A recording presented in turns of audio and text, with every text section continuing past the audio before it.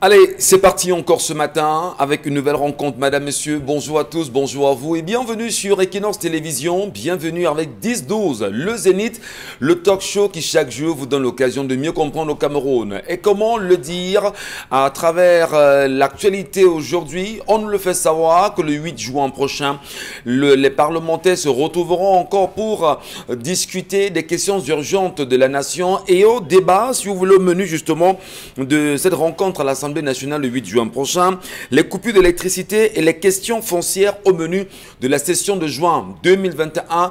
Eh bien, il est important justement de le dire que les Camerounais seraient un tout petit peu surpris quand même que le Parlement s'arrête aujourd'hui sur la question des coupures d'électricité au Cameroun, parlant notamment des manquements énormes du point de vue économique, mais surtout ce qu'on peut encore déplorer est le fait que pendant cette session parlementaire du mois de juin, la question de la crise anglophone n'est toujours pas en débat. Qu'est-ce qui peut expliquer qu'on en arrive évidemment à ce niveau de réalité? Madame, Messieurs, bonjour à tous. Installez-vous confortablement en compagnie de Charles Amel Mbachou. Ce matin, Isabelle Carotte-Zopet, Bébel Belmondo, si vous voulez, Djouaka en même temps, et Dominique Audrey Oyengelek. Nous sommes unis pour vous servir, comme c'est le cas. Bienvenue à tous, installez-vous confortablement. Charles Amel Mbachou, bonjour et bienvenue ce matin. Bonjour Monsieur Michel Ngachou, bonjour à tous les téléspectateurs. Bonjour à vous, Belmondo Djouaka. Bonjour Michel, bonjour à tout le panel, bonjour à tous les téléspectateurs d'Equinox Télévision et des 10-12, le Zénith. Dominique Audrey Oyengelek, bonjour. Bonjour Michel, bonjour aux téléspectateurs. Ce matin, je souhaiterais dire que le combat que mène Avengebo, qui est celui en rapport avec la célébration de la fête de la musique, selon lequel on ne devrait pas véritablement célébrer cette journée si et seulement si la situation des artistes camerounais n'est pas prise en compte, notamment avec les cachets, le statut, la situation. Je crois que c'est un combat noble et logiquement, on devrait avoir une émulation au sein de cette corporation et avoir les artistes qui se prêtent ou bien qui accompagnent tous ceux-là qui estiment qu'on doit revoir, vraiment redonner la place de choix qu'ont les artistes. Dis en même temps aujourd'hui, Dominique Audrey, que la question des spectacles, des concerts, pour l'organiser désormais au Cameroun, il faut respecter la loi en vigueur. Ne va-t-on pas dire que c'est le verrou qui empêche les artistes aujourd'hui de vivre véritablement de leur art au Cameroun? D'une certaine façon, oui. Aujourd'hui, il y a énormément de cales et c'est pour ça, encore avec cette éternelle question des droits d'auteur, c'est un chapelet de recrimination qu'il faudrait qu'on fasse faire les états généraux des arts et de la culture du Cameroun. Merci beaucoup Dominique Audrey et Hervé Ngebo qui pense que pour lui, il n'y a pas lieu de parler de la fête de la musique le 21 juin prochain. L'artiste se fait entendre. Alors que les musiciens sont dans la galère, oui, sont dans la dèche. Isabelle Carotte-Zopet, bonjour. Bonjour à vous Michel, bonjour à ceux qui regardent le programme. Merci infiniment de nous retrouver, Madame, Messieurs. N'oubliez pas, vous êtes sur Equinox, les plateformes pour le Zénith, pour 10-12 le Zénith. Allez rapidement vous abonner sur notre page Facebook Equinox TV. Si jamais vous ne l'avez pas encore fait, regardez l'émission aussi en live là-bas. Et on en profite pour saluer la diaspora camerounaise qui se retrouve sur la planète, oui, la planète Terre. Reconnaît bien sûr chaque Camerounais dans un pays quelconque. Et vous êtes très proche d'Equinox via Internet. Merci à vous de nous y retrouver. Tout à l'heure, laissez-nous également vos commentaires et avis à travers le message, du moins le numéro qui s'affichera au bas de l'écran via les SMS. Merci, j'arrive enfin. Et l'histoire de ce matin, une histoire particulière. Les femmes encore, peut-être, les hommes aussi au menu, pourquoi pas la réalité sociétale. Oui, un homme, une femme et le futur potentiel beau papa. C'est une jeune femme âgée de 26 ans. Le monsieur en face, son vis-à-vis est âgé de 32 ans. Elle raconte qu'ils se sont rencontrés il y a 4 ans alors que les deux étaient en classe terminale. Aujourd'hui, elle est nouvellement enseignante et malheureusement, son copain d'aujourd'hui n'a pas poussé les études très loin et aujourd'hui il est commerçant. À la première année de la relation, puisqu'ils en sont en 4, il a décidé de faire la chose plus sérieusement et d'aller voir les parents de la jeune fille en disant vraiment: votre fille, je l'aime et je voudrais qu'elle soit ma femme et tout, donc se présenter. Et la famille de la fille n'a vu aucun problème à cela. La deuxième année, il a donc décidé d'introduire la fille auprès de ses parents à lui. Son père malheureusement, a décidé de s'opposer à cette relation en disant qu'il ne voulait pas pour son fils d'une fille qui est allée à l'école. Que vraiment, les longs crayons là, non, il n'en veut pas. Et qu'une femme qui travaille également, il n'est pas pour qu'elle épouse son fils. C'est le papa de ce monsieur qui le dit. Du monsieur qui est commerçant. Ouais. En 2019, elle raconte qu'elle est tombée enceinte et que la famille du garçon et sa famille, elle était plutôt contente. Et on s'est dit, ouais, certainement, les choses vont bien se passer. Et là, le père a dit, ok, si elle accouche, on va aller demander sa main dès qu'elle va accoucher. Malheureusement, elle dit qu'elle a perdu son bébé, elle a subi une césarienne et depuis lors, le beau-père est totalement contre. Il ne veut pas de cette fille comme belle-fille. À la question de savoir le reste de la famille, comment ça se passe, non, sa belle-mère est d'accord, tout le monde est d'accord, mais le père de son mari, de son fiancé, dit que une fille qui est allée à l'école, une fille qui travaille, non, il n'en veut pas. Donc il veut pour son fils une fille qui soit analphabète et une fille qui soit dépendante financièrement de son fils. Ou qui soit dépendante financièrement de son fils. Oui, voilà, il ne veut pas de femme qui travaille, il ne veut pas de femme qui soit allée très loin à l'école parce qu'aujourd'hui elle est enseignante. Donc aujourd'hui, j'ai posé la question à la dame, et votre famille, que dit-elle par rapport à la situation? Sa famille lui a demandé de ne pas insister si le père du garçon ne veut pas d'elle dans la relation, mais elle et le monsieur s'aiment visiblement et ont besoin des avis. Est-ce que néanmoins, ils ont perdu un enfant, c'est ça? Oui, elle a perdu malheureusement son enfant. Elle tente d'avoir nouveau, elle a eu d'autres chances de réavoir ou pas? Je n'ai pas posé la question, d'accord. Ouais. Je n'ai pas posé la question, mais du moins, ils veulent faire leur vie ensemble et ils ne savent pas trop quoi faire. Est-ce qu'ils doivent respecter ou bien aller contre la volonté du père ou bien... Donc la seule barrière maintenant, c'est le père qui dit « Je ne veux pas de fille dans ma maison, enfin pour mon fils, oui, qui soit une fille... lettrée, très lettrée, trop lettrée, long crayon. Ouais, je ne veux pas non plus une femme qui travaille pour mon fils. Qu'est-ce qu'il peut avoir comme gêne, à votre avis, Dominique Audrey? Qu'est-ce qui peut faire que ce papa soit vraiment une barrière pour ce qu'on peut considérer comme le bonheur de son fils? Il ne veut pas une femme lettrée, il veut une femme indépendante financièrement de son fils. Est-ce que vous ne croyez pas que ce papa, dans l'expérience de la vie, aurait vécu des choses qui l'amènent à se dire « Je ne voudrais pas que mon fils vive les mêmes réalités ». Je ne sais pas si on devrait dire par rapport à son expérience, mais ce que je sais, c'est qu'on est dans une société où les préjugés et les a priori ont pris le dessus. Vous verrez certainement que un cas sur 1000, on a une femme qui, après être allée à l'école, a un peu eu des ailes qui ont énormément poussé et malheureusement, ça a entaché les relations des autres. Parce qu'on dira, non, il y a une fille qui habitait à tel endroit là-bas, puisqu'elle allait à l'école et qu'elle travaillait et qu'elle gagnait un peu plus que son mari, elle a essayé de prendre le dessus. Donc malheureusement, ce papa est dans des préjugés et des a priori. Il ne sait même pas, visiblement, il n'a pas essayé de connaître la personne au fond que représente cette enseignante. Parce que son fils est commerçant et il lui dit « Papa, j'ai tous les gages. Je suis sûre de cette fille. » La maman qui est la personne la plus avertie, la plus à même à déceler une bonne femme d'une mauvaise, si on veut, pour son fils, a donné son onction pour que cette fille épouse son fils. Elle sait qu'elle est bonne, c'est la bonne pour son fils. Parce que jusqu'ici, elle s'en plaint pas. Elle ne s'en plaint pas, elle n'a jamais eu de problème et tout. Moi, je crois que ce serait plutôt un honneur pour un père ou un beau-père d'avoir une belle-fille qui est lettrée, une belle-fille qui pourra soutenir financièrement votre fils. Parce qu'on sait que la conjoncture économique aujourd'hui dans les foyers ne permet plus à un homme, à lui seul, de subvenir aux besoins de la famille. Les hommes aujourd'hui ont besoin de soutien. Donc cette femme, votre future belle-fille, est le prototype même de la bonne femme, de la femme idéale. Celle qui, lorsque vous aurez un problème, en l'absence de votre fils, viendra d'abord gérer la situation. C'est ça. Mais maintenant, on peut comprendre que le père est certainement des choses qu'il cache à sa famille que personne ne peut savoir. Peut-être il a été frustré parce que plus jeune, il n'est certainement pas allé à l'école, il a subi des railleries. Oui, Michel, parce que... Mais vous êtes quand même d'accord avec moi en même temps qu'il y a eu, à un moment donné de la vie, du moins dans dans nos réalités sociétales, Quoi? celles qu'on appelle vulgairement des longs crayons, Oui. qui sont très imbus, qui sont parfois, je vais dire, trop sûrs d'elles. Et du coup, lorsque vous entrez dans le mariage avec une femme comme ça, à chaque fois, prendre la peine de corriger vos fautes linguistiques, Oui. à chaque fois, prendre la peine justement de vous rappeler que ben non, on ne dit pas ça, on ne dit pas ça comme ça.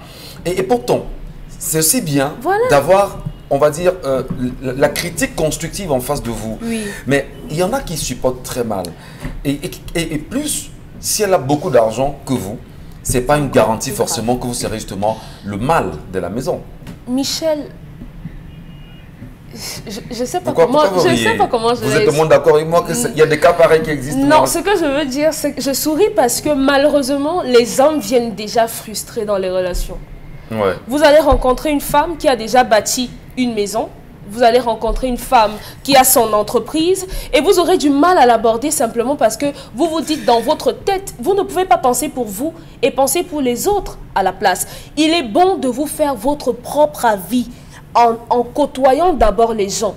Lorsqu'on va vers quelqu'un, on regarde la personne au premier abord comme ça, on se dit vraiment, de toute façon elle marche là, ça veut dire que celle-ci, si tu la piétines même, peut-être elle va t'envoyer en prison. Non, c'est mal, Ouais. c'est mal, ça erronne l'appréciation qu'on peut avoir des gens. Et c'est pour ça que ça détrompe, ça déroute malheureusement. Donc aujourd'hui, il faudrait que les uns et les autres, parce que ça c'est dans les relations hommes-femmes, mais ça s'élargit, ça va un peu plus loin dans la société même. Donc cette jeune femme, maman, si votre famille vous a demandé de laisser, c'est difficile, c'est douloureux, Très bien. mais personne n'a envie d'aller dans un foyer où personne ne l'aime. Très bien. On va quand même le dire. C'est des vécus quotidiens. Belmondo Djouaka. C'est des vécus quotidiens qui, à un moment donné, amène les femmes à se dire, enfin, certaines familles à se dire, ben, est-ce que mon fils, l'endroit où il va entrer là, je parle un peu vulgairement, comme chaque famille, est-ce que mon fils est en train de partir, c'est l'endroit idéal où il va partir? Papa a peut-être une expérience de la vie, peut-être, forcément il a une expérience. Est-ce qu'il devrait être une barrière pour son fils en ce qui concerne le côté lettré de sa femme ou le côté engagé professionnel de sa femme? Comment vous expliquez la barrière qui se place entre ce couple et le futur beau-père, s'il ne rechigne pas? Bon, je pense qu'il y a quelque chose que le père ne dit pas. Je ne pense pas que ce papa-là veut du mal pour son fils. Il veut certainement du bien pour son fils. Personne n'aimerait que son fils aille en mariage souffrir. Donc je me dis que par expérience, peut-être a-t-il eu à mener des enquêtes à l'insu justement du garçon et découvrir des choses que le garçon ne connaît pas. Et donc, de peur peut-être de frustrer, donc le garçon, il préfère ne pas le lui dire. Parce que l'histoire justement ne nous dit pas si le garçon a tenté d'avoir une ou deux ou trois aventures dans le même sens. Et que papa... Très bien, très bien. Donc la maman donne son avis, la maman est d'accord, mais le père n'est pas d'accord. Et par expérience, on sait généralement que les pères, ils cherchent plus loin, ils vont au plus profond. Ouais. Donc sûrement ce papa-là a cherché, il a mené ses enquêtes. Il a vu autre chose? Il a vu autre chose que le fils ne voit pas. On dit que ce que vieillard assis voit, jeune debout ne voit pas. Donc il a forcément vu ça et il prévient. Il dit, je ne veux pas de cette fille-là pour mon fils. Peut-être c'est un peu la manière, donc dit que parce qu'elle a trop fréquenté, moi je pense que c'est un faux prétexte. C'est pas parce qu'elle a trop fréquenté ou parce que... Mais vous êtes au moins d'accord qu'il y a des gens qui ne sont pas d'accord, qui ne sont pas partants d'avoir des femmes lettrées à leur côté. Oui, je suis d'accord, mais ça c'est un complexe qui n'a pas lieu d'être. Moi je pense que... Attendez, en même temps, je ne comprends pas, en même temps vous avez des familles où vous venez avec une fille qui n'a pas fréquenté. On vous dit carrément que, mais attends, tu sors d'où avec cette villageoise? En même temps, vous venez avec une fille qui ne fout rien, qui sort d'une famille pauvre, qui ne travaille pas, qui ne sait rien faire. On vous dit, tu vas où avec une consommatrice? Ok? Parfait. On a vu justement des foyers se détruire parce que la belle famille de la fille ne fait que venir dire, tu es là pour manger l'argent de l'autre frère, tu consommes l'argent de l'autre frère, tu ne produis rien, dégage. Mais là, on a une fille, c'est même... Normalement, ça devrait être l'idéal pour un homme. Une fille qui est lettrée, qui a bien fréquenté, qui a un emploi, qui travaille, qui est enseignante. et qui peut contribuer justement. Qui est par ailleurs enseignant, parce qu'enseignante quand même, Voilà. elle a les acquis en matière d'éducation, Voilà. que ce soit familiale et même Et sociale. c'est déjà bien pour ses propres, pour leur futur enfant que la maman déjà soit enseignante elle-même. Ouais.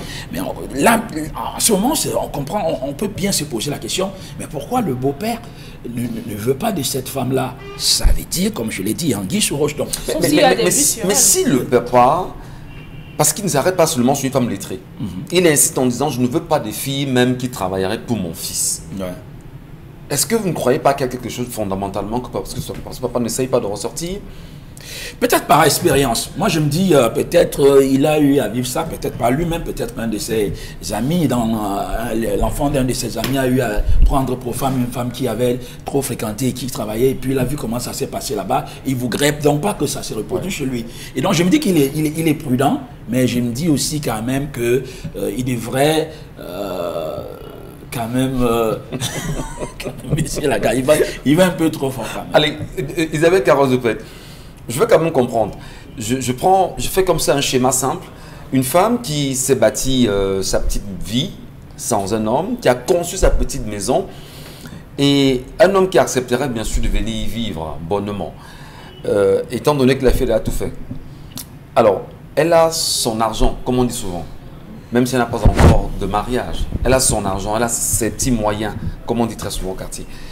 Et que l'homme entre dans sa vie, est-ce que ce sera une femme qui va véritablement le regarder avec un œil, je vais dire, aussi respectueux, en se disant, ben, monsieur, que tu me donnes ou tu ne me donnes pas, c'est déjà ma part. Est-ce que ça ne va pas, c'est pas ce type de choses parfois qui crée, on va dire, des petits bisbilles entre hommes et femmes, et ce qui amènerait même des papas comme celui-ci à dire non à ce type de relation que se pourra engager.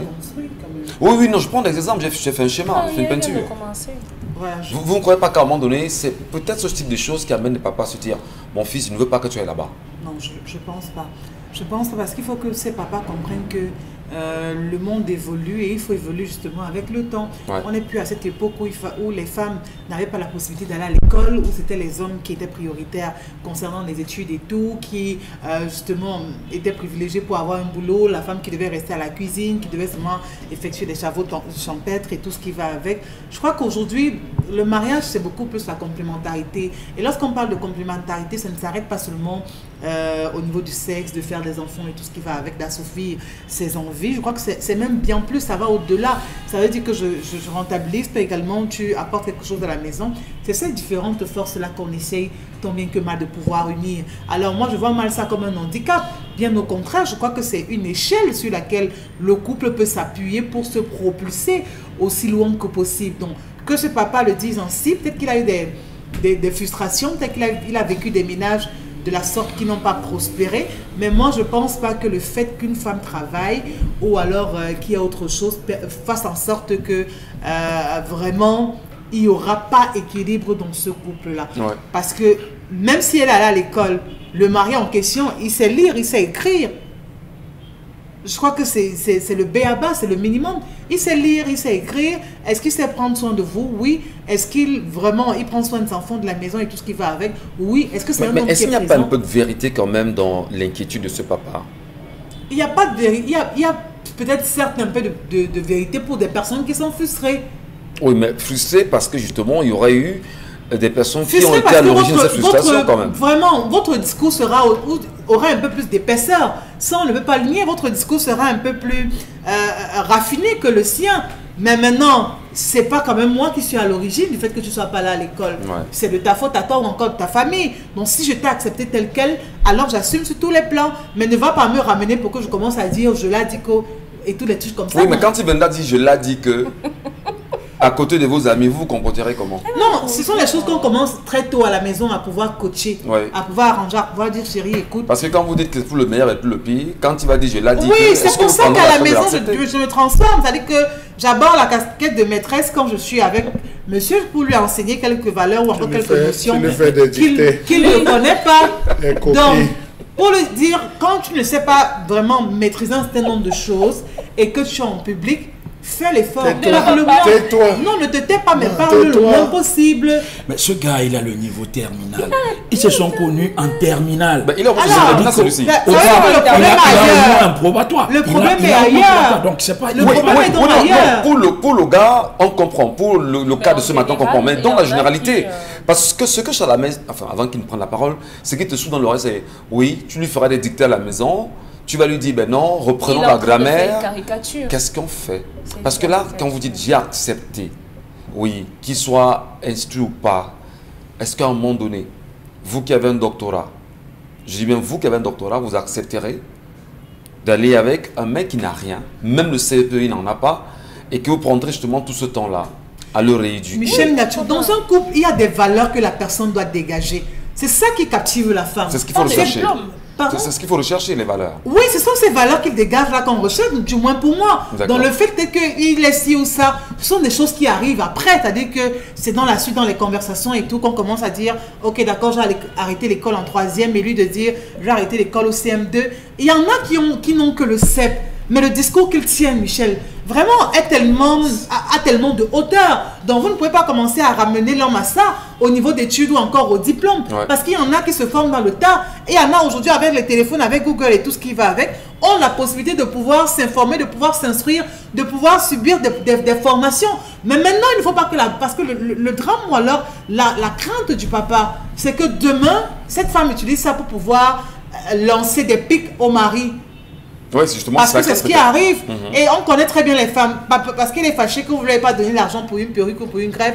C'est quand vous serez en public, elle dira non, on ne dit pas ça, on dit plutôt ceci. Et vous qui allez commencer à vous recroqueviller, ce sera tellement compliqué. Est-ce que l'on peut avoir la quiétude, Charles Amel Bachou, lorsqu'il est en face d'une femme qui est suffisamment nantie, super éduqué comparativement à lui, mais on le sait quand même dans le cas d'espèce, c'est justement un niveau terminal. Hein.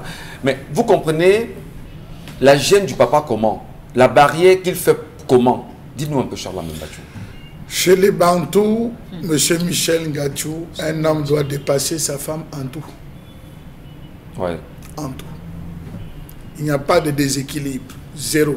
La femme ne tient pas le bâton, c'est l'homme qui tient le bâton. Voilà dans des personnes. La femme sous la femme nettoie le bâton de commandement de son mari. C'est ça chez les Bantous. Monsieur Michel Ngachou. Lorsque les hommes cherchaient une compagne, on leur a donné une femme. Au moment où les gars voulaient s'arrêter à la femme, on leur a proposé une épouse. Au moment où ils voulaient s'arrêter à l'épouse, on a dit non, c'est une partenaire. Au moment où ils ont dit d'accord, on accepte une partenaire, on s'est retrouvé à avoir des adversaires, monsieur Michel Ngachou. Jusque dans les années 2000, on parlait, lorsqu'on venait doter la femme, on posait 3 questions. Est-ce qu'elle sait cuisiner? C'est la première question. Celle que vous me donnez, c'est cuisiner. On dit elle cuisine comme sa mère. Est-ce qu'elle sait s'occuper du foyer, tenir une maison? Maison, c'est homme et enfant. On dit, ouh, comme tu vois, je suis debout devant toi là, c'est comme ça. Est-ce qu'elle a un bon comportement, monsieur Michel Ngachou? On dit effectivement, voilà les 3 valeurs sur lesquelles reposait le mariage. Mais arrivé dans les années 2000, on a ajouté un biscuit. Elle est trop fréquentée. Vous suivez dans la doute, pendant qu'on est en train de discuter, on dit qu'elle allait à l'école. Hein.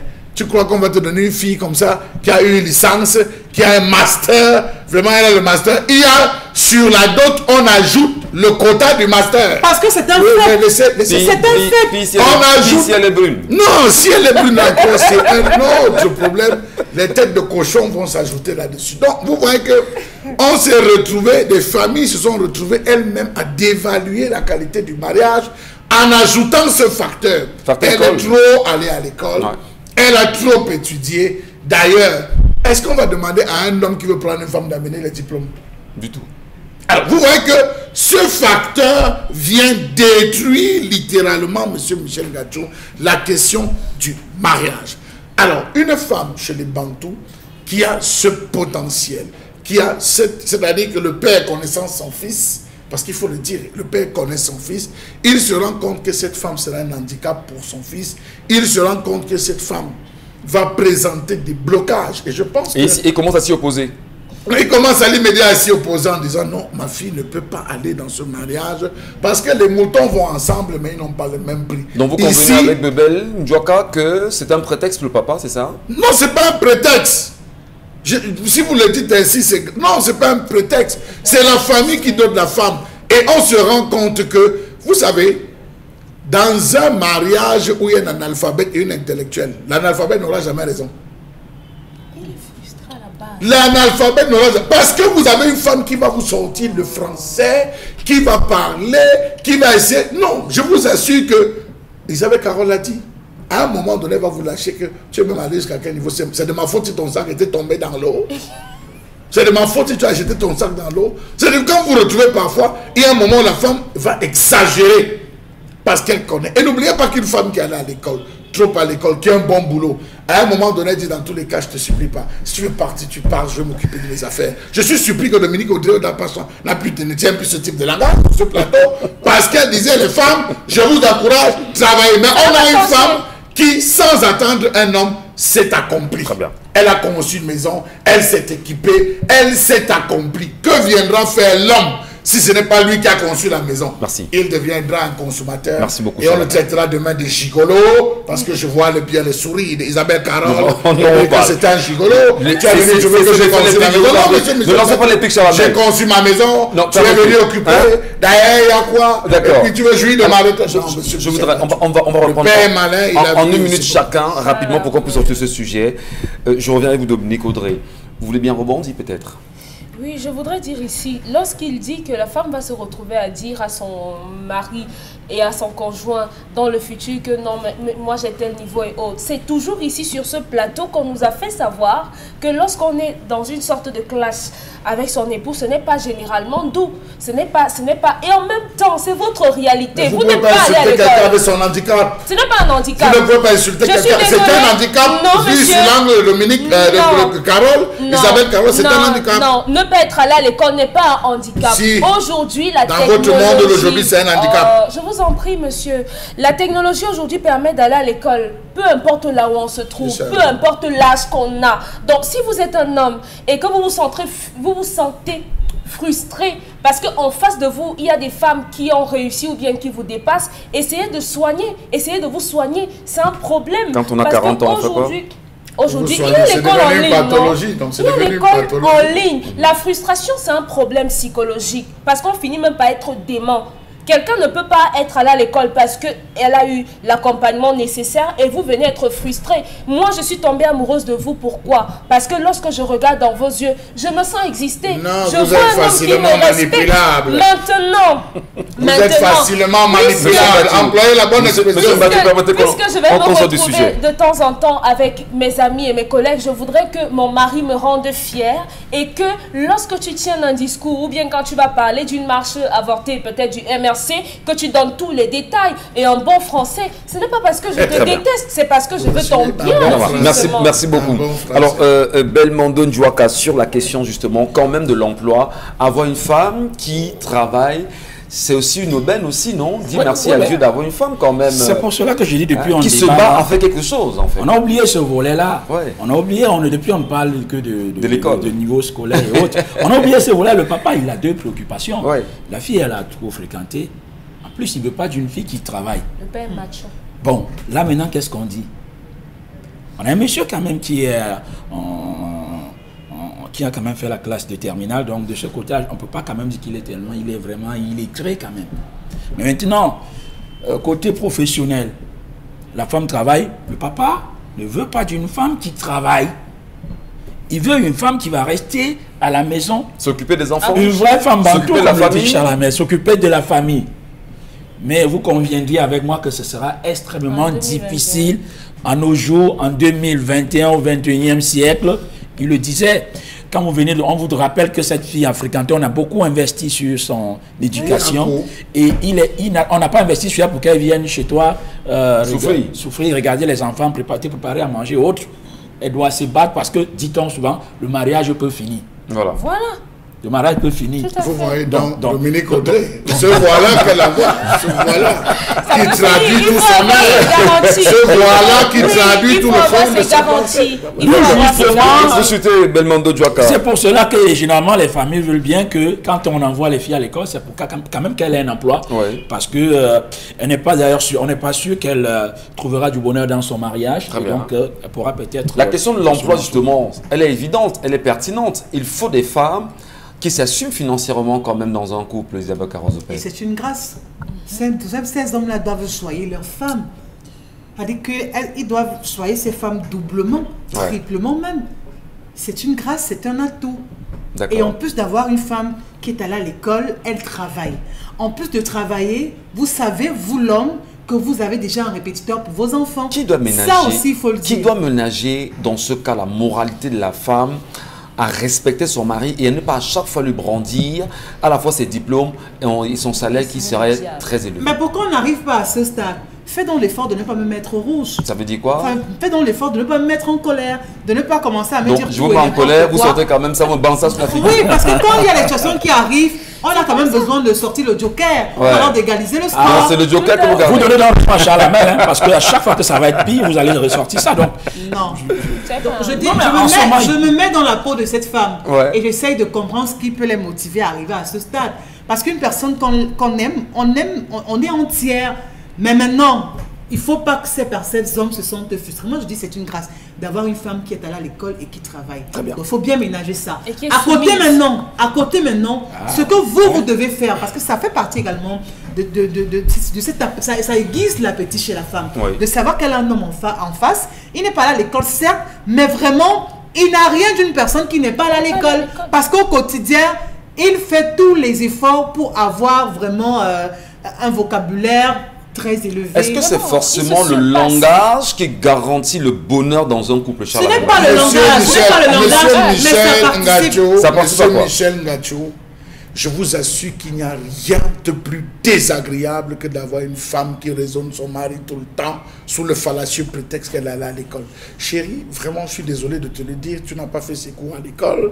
Ça, on devrait le faire comme ça. Est-ce qu'on parle de géographie à la maison? En termes d'organisation, gestion salariale. Vous savez, la femme qui est à l'école cherche le moyen. Ça dit dans toutes vos phrases. Elle cherche le moyen. Ça profite à qui? C'est à vous que ça permettez-moi. Elle cherche par tout moyen à vous faire comprendre qu'elle connaît et elle sait ce que vous ne savez pas, monsieur Michel Ngacho. Même dans la façon d'organiser. Et puis, moi, je trouve que le père, vous voyez, une femme qui s'est déjà accomplie, qui a acheté un terrain, qui s'est construit, qui a équipé la maison, acheté le salon, les lits, tout. L'homme qui décide aujourd'hui, tu deviens quoi? Complémentarité? Non. Gigolo? Voilà. Merci beaucoup. Vous pouvez dépasser ça. Allez, merci. Je trouve chez vous, on dépasse. Prenons. Ces hommes s'assument. Quand c'est l'heure d'aller à l'école, il faut aller à l'école. D'accord. Il ne faut pas faire quelque chose à la fois parce que demain, c'est sur nous que vous allez vouloir. On laisse les téléspectateurs et nous donnerons bien sûr leurs avis. Merci pour vous qui nous regardez et surtout les papas qui nous regardent ce matin. Si on peut au moins savoir des messages des papas, prenez la peine, papa, je vous en prie. Un numéro tout à l'heure s'affiche en bas de l'écran. Laissez-nous vos avis. Est-ce que vous accepterez que votre fils épouse une fille nantie financièrement, c'est-à-dire qui a son boulot, qui est bien assise et qui est super, on va dire, intelligente, lettrée d'ailleurs.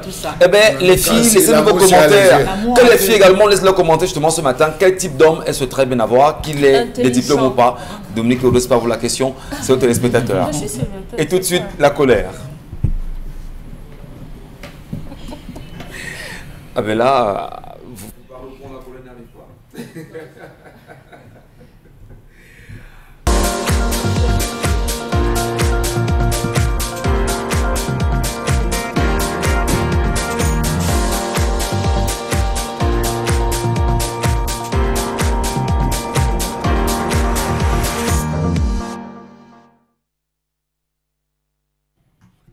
Je m'interroge ce jour sur la question de l'occupation illégale des zones industrielles au Cameroun.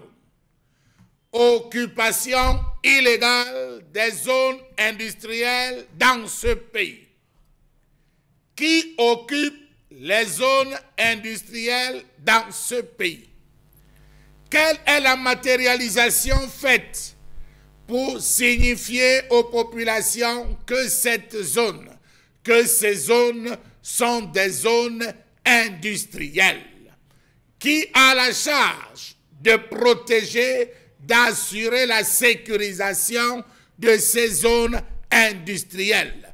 Comment comprendre donc aujourd'hui que les zones dites industrielles se retrouvent à être occupées littéralement par des individus sans foi ni loi?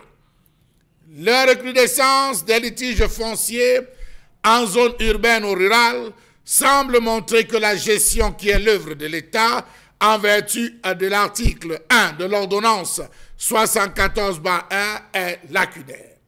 Comment comprendre l'implication de l'administration dans l'occupation illégale des zones industrielles dans ce pays?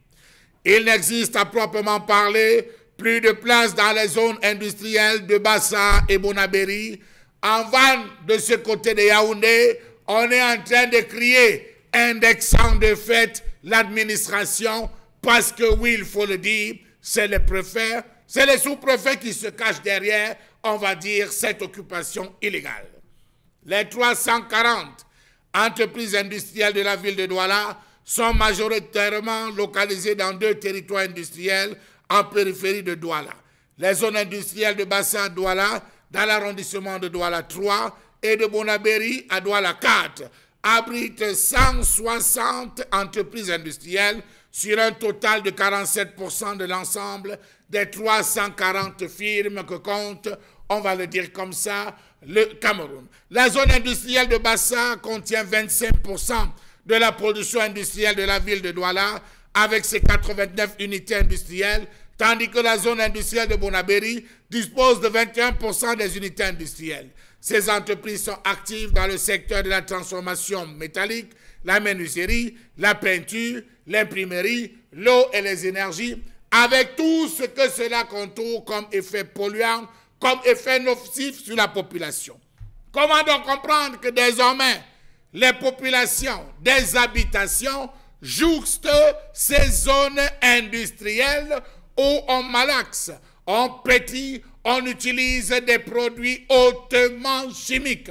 Comment est-ce que ces personnes ont-elles fait pour s'installer illégalement dans ces différentes zones malgré les cris de la Maxi?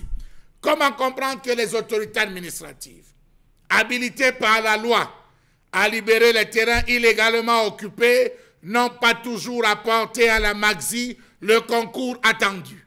On se retrouve aujourd'hui avec des personnes qui sont protégées par les autorités administratives. Au nom de quoi? Au nom de qui? Point d'interrogation. La Maxi dispose actuellement de 10 zones industrielles d'une superficie totale de 1292 hectares, réparties dans 8 régions du Cameroun, à savoir Ngaoundéré, 109 hectares, Yaoundé Sud, 316 hectares, Douala Bonabéry, 192 hectares, Douala Bassa, 147 hectares, Garoua Djamboutou, 90 hectares, Bafoussam Banengou, 24 hectares, Bafoussam Chitap, 3 hectares, Bamenda Kwen, 43 hectares, et Ombé dans le sud-ouest, 133 hectares. Comment comprendre que dans certaines zones, c'est plus de la moitié occupée par des populations? Le cas de Vannes est en train de faire les choux gras, et même, on va le dire, dans la zone industrielle Bassa, où des populations crient en disant « Nous sommes entourés d'usines, nous sommes pollués, nous sommes affectés par des produits nocifs. Que faire ?» Pourtant, la loi est claire, mais cette loi est contournée par les autorités. Savez-vous, par exemple, que certaines autorités administratives se permettent en complicité avec certains opérateurs de l'ombre, contre espèces sonnantes trébuchantes, de vendre des espaces réservés dans les zones industrielles, malgré les plaintes des dirigeants de la Maxi, pour ne pas les citer? Savez-vous encore que la superficie de la zone industrielle de Mvan a été régulièrement modifiée par le conservateur foncier en violation des dispositions du décret d'expropriation? D'ailleurs, où est passé le projet portant sur le programme de développement des zones d'activité industrielle sur l'ensemble du territoire national? Comment comprendre l'occupation de ces zones industrielles qui, sans aucune raison valable, freinent les missions de l'entreprise, dont le rôle est de promouvoir le développement industriel et commercial au Cameroun. Comment comprendre cette occupation illégale?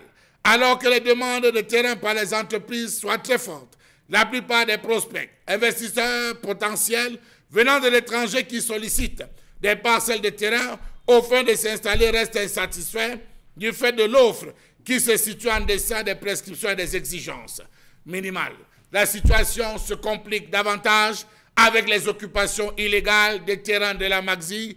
Les zones industrielles se retrouvent vendues. Finalement, qui a la charge de sécuriser, qui a la charge de protéger, qui a la charge d'interdire les installations? La question se la pose, mais au fait, dites-nous, est-ce que les préfets et sous-préfets sont à la fin des vendeurs de terrain? Mon cher Lamel Mbachou, la question mérite d'être posée ce matin et on en profite pour saluer hautement toutes ces populations qui nous regardent dans ce qu'on appellera aujourd'hui au Cameroun les zones industrielles. Eh bien, vous nous parlez tout à l'heure de la Marzi, qui est cette mission d'aménagement et de gestion des zones industrielles au Cameroun. Cette mission est-elle encore dans son rôle? Fait-elle encore justement ce qui lui est censé être assigné comme mission dans ses engagements aujourd'hui au Cameroun?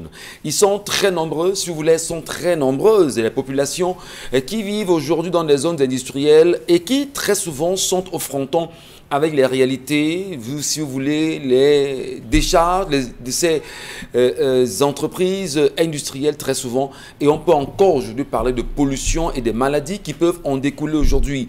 On peut quand même se dire, Isabelle Carozopet, ici à Douala, zone industrielle de Douala-Bassa, il y a des réalités là-bas qui peuvent nous pousser quand même à mieux illustrer la colère faite ce matin par Charles Mbachou. Alors, je crois qu'à cette zone, c'est vraiment très, très désagréable, parlant précisément de cette zone industrielle du côté de Bassa, parce qu'on est quand même tenté de se poser 1001 questions, et c'est à longueur de journée que vous voyez justement ces produits de toutes sortes, de tout genre, qui justement met mal à l'aise toute population ou encore des usagers. Ouais. Encore que quand on parle de zones industrielles, ça veut dire que ce sont des zones qui, pour ma part, devaient être dans des endroits bien précis. C'est-à-dire que loin des maisons d'habitation. Et c'est pourquoi on leur offre toute une zone pour pouvoir se retirer et sauver cette population. Parce qu'au fil des temps, à force de pouvoir respirer ces airs, de vivre dans un tel environnement pollué, à la fin, il y a des incidences sur la santé. Et même le personnel qui travaille dans ces entreprises industrielles, allez donc savoir si eux également sont dans des conditions. Parce que oui, vous qui travaillez dans une entreprise industrielle, ce ne sont pas les mêmes conditions de travail que dans les autres entreprises. Oui, mais non, on a quand même, c'est des domaines, si vous voulez. Le cadastre en sait quelque chose. C'est des zones industrielles censées aujourd'hui être propres aux entreprises, aux industries qui s'imposent, qui s'installent au Cameroun. Alors, est-ce qu'on va justement le dire qu'il y a une mauvaise gestion de l'espace et des domaines au Cameroun qui ferait que des populations n'ayant pas où se loger aillent se loger dans des zones industrielles aujourd'hui? Pourra-t-on parler justement d'une faiblesse ou d'un manquement de la part de la Marzi? Comment les populations font pour s'installer dans ces zones industrielles? Charles me demandait si finalement les sous-préfets sont des vendeurs de terrain dans les villes. Mais hier encore, on dénonçait le fait justement pour eux d'abord déjà d'être dans une circonscription, dans leur territoire de commandement et eux-mêmes d'avoir des parcelles et même pas des trucs de 500 ou encore des 1000 mètres carrés ou encore voire même bien plus. Ça veut dire qu'il y a une mauvaise gestion de ces espaces. Il y a une très mauvaise gestion de ces espaces et le mal, c'est que les autorités sont de mèche. Parce que vous n'allez pas me dire que les titres fonciers qui sont brandis de ce côté vraiment sortent de terre. C'est des personnes qui ont signé, c'est des personnes qui ont validé, qui ont accepté et qui savent ce qui se passe. On attend justement qu'il y ait un drame qui se produise. Qu'on dit ok d'accord, il y a toute une famille qui a été décimée vraiment pour avoir tout le temps ou encore longtemps consommé ou encore respirer ces produits toxiques. Pour qu'à ce moment, on essaye de voir tout ce gratin administratif descendre sur les lieux pour commencer à dire ok d'accord, voici ce qu'on fera dans cette zone. Ce sont des zones où les populations sont extrêmement en danger. Très bien. C'est des zones en même temps dans lesquelles les populations sont extrêmement en danger, dit Isabelle Carozopet ce matin. Mais la question du foncier se pose encore ce matin, Belmondo Njouaka. La question justement de l'attribution des titres fonciers et qui qu'est-ce qui peut justifier quand même que la mission d'aménagement et de gestion des zones industrielles soit faible devant certains sous-préfets? Par ailleurs, qui choisirait, parce qu'en même temps ils sont autorités administratives, d'octroyer des terres à des tiers sous des fallacieux prétextes d'avoir des positionnements particuliers? Alors, peut-être le cas de Douala Bassa peut être assez illustratif, mais le Cameroun en souffre aujourd'hui. Belmondo Ndjouaka. On va noter ici que c'est le directeur général même de la Maxi qui se plaint en premier. Hein. Ouais. C'est lui qui se plaint, c'est pas la Maxi qui octroie. Non, c'est les sous-préfets qui usent de leur pouvoir. Voilà. Donc, moi je dis que je crois que Charles Amel a bien peint ce tableau-là. Vous avez des gens qui se retrouvent dans des zones industrielles et qui vous brandissent un titre foncier. Mais comment est-ce possible? Si ce n'est avec la complicité des autorités administratives. Et après, on viendra, parce que les mêmes autorités administratives vous lâchent quand ça pète. Hein, quand ça capote. Quand ça capote. Parce qu'on a vu des gens, on a vu des déguerpissements dans des zones. Quand la Maxi a tapé le poing sur la table, on est allé et puis on s'est rendu compte que toutes ces populations-là sont sur des zones réservées à la Maxi. Et donc, du coup, il fallait déguerpir. C'est les mêmes sous-préfets, les mêmes autorités qui arrivent sur le terrain et vous disent dégagez. Dégagez. Ouais. Mais quand les gens viennent s'installer, on les voit bien s'installer. On les voit bien construire, on les voit bien bâtir. Mais quand survient un incident, c'est là où on se rappelle qu'en principe, on ne devrait pas construire ici. Je vous prends. Regardez ce qui s'est passé du côté de la SCDP. Vous voyez, on a déguerpi les alentours, mais je vous dis qu'il y avait des habitations tout autour. On parle là des dépôts pétroliers. Comment est-ce que les gens peuvent venir? On peut laisser les gens s'installer tout autour. Même jusqu'à présent, il y a des habitations. Il y en a quand même toujours. Vous allez dans la zone industrielle de Bassa. Tout est toxique, chimique et autres. Mais vous avez quand même des gens qui sont là et on les regarde. On parlait tout à l'heure il suffit que vous ayez de l'argent. Vous vous demandez comment ça se passe. Mais c'est toujours une affaire d'argent, Michel. Vous avez de l'argent dans ce pays, vous ouvrez les portes. Donc, vous avez des gens qui ont de l'argent. Vous ouvrez les portes, mais vous allez quand même vous installer sur un domaine réservé à la Maxi, au vieux, sur tout le monde. Ça ne dérange personne. Vous êtes conscient que du jour au lendemain, on viendra vous déguerpir parce que vous n'avez pas respecté les clauses quand même. Mais qu'est-ce qui peut expliquer que les Camerounais, pour ceux qui ont l'argent, entre guillemets, choisissent justement de saper les lois? Ou on parlera comme Spinoza que les lois ont été faites pour être violées. Charles, on parlait tout à l'heure quand on parlait justement de la question des litiges fonciers. Ici, dans une de ces colères de Charles, on parlait de ces chevauchements là parfois qu'il y a du côté du domaine du Caras et autres. Bon, il y a un monsieur, il vient, il achète, hein. On lui garantit la vente. Ça se passe avec la... Attendez, quand vous allez voir l'administration, vous allez voir le sous-préfet ou le préfet, on vous amène au domaine, au cadastre, et on vous donne toutes les garanties nécessaires. Vous versez de l'argent. Vous vous dites que, attends, je suis quand même protégé quelque part. Mais il arrive à un moment donné où on a vraiment besoin de ces terres-là, parce que d'utilité publique, et vous allez devoir rendre compte. La question de l'environnement pose... on va dire un problème fondamental. Très sérieux. Surtout sur la santé des populations. Ouais. Alors, on vous laisse vous loger dans des zones industrielles, les dépôts, tout ce qui est chimique, tout ce qui est déchets, c'est vous qui les ingurgitez. Est-ce qu'on ne peut pas craindre des contaminations massives avec ce type d'installation à des endroits pareils? Mais le tout, c'est toujours... Quand on vous dit que c'est l'autorité administrative qui laisse faire, c'est le gouvernement qui laisse faire, vous voulez quoi? Vous avez des populations, vous avez des gens qui ne savent plus à quel sens se voir, ils ne savent pas où loger. Vous venez ici, vous avez acheté un terrain, ici on casse. Vous avez le titre foncier, ici on vous détruit. On vous loge... Attendez, quand vous construisez, les populations ne savent plus où aller. On va où? Vous pensez que ceux qui sont dans ces zones, qui habitent, qui côtoient ces entreprises, ces industries, vous pensez qu'elles sont fières, ces populations-là sont fières de rester de ce côté-là, d'avoir ces odeurs-là à longueur de journée? Non. C'est parce qu'on ne sait plus où aller.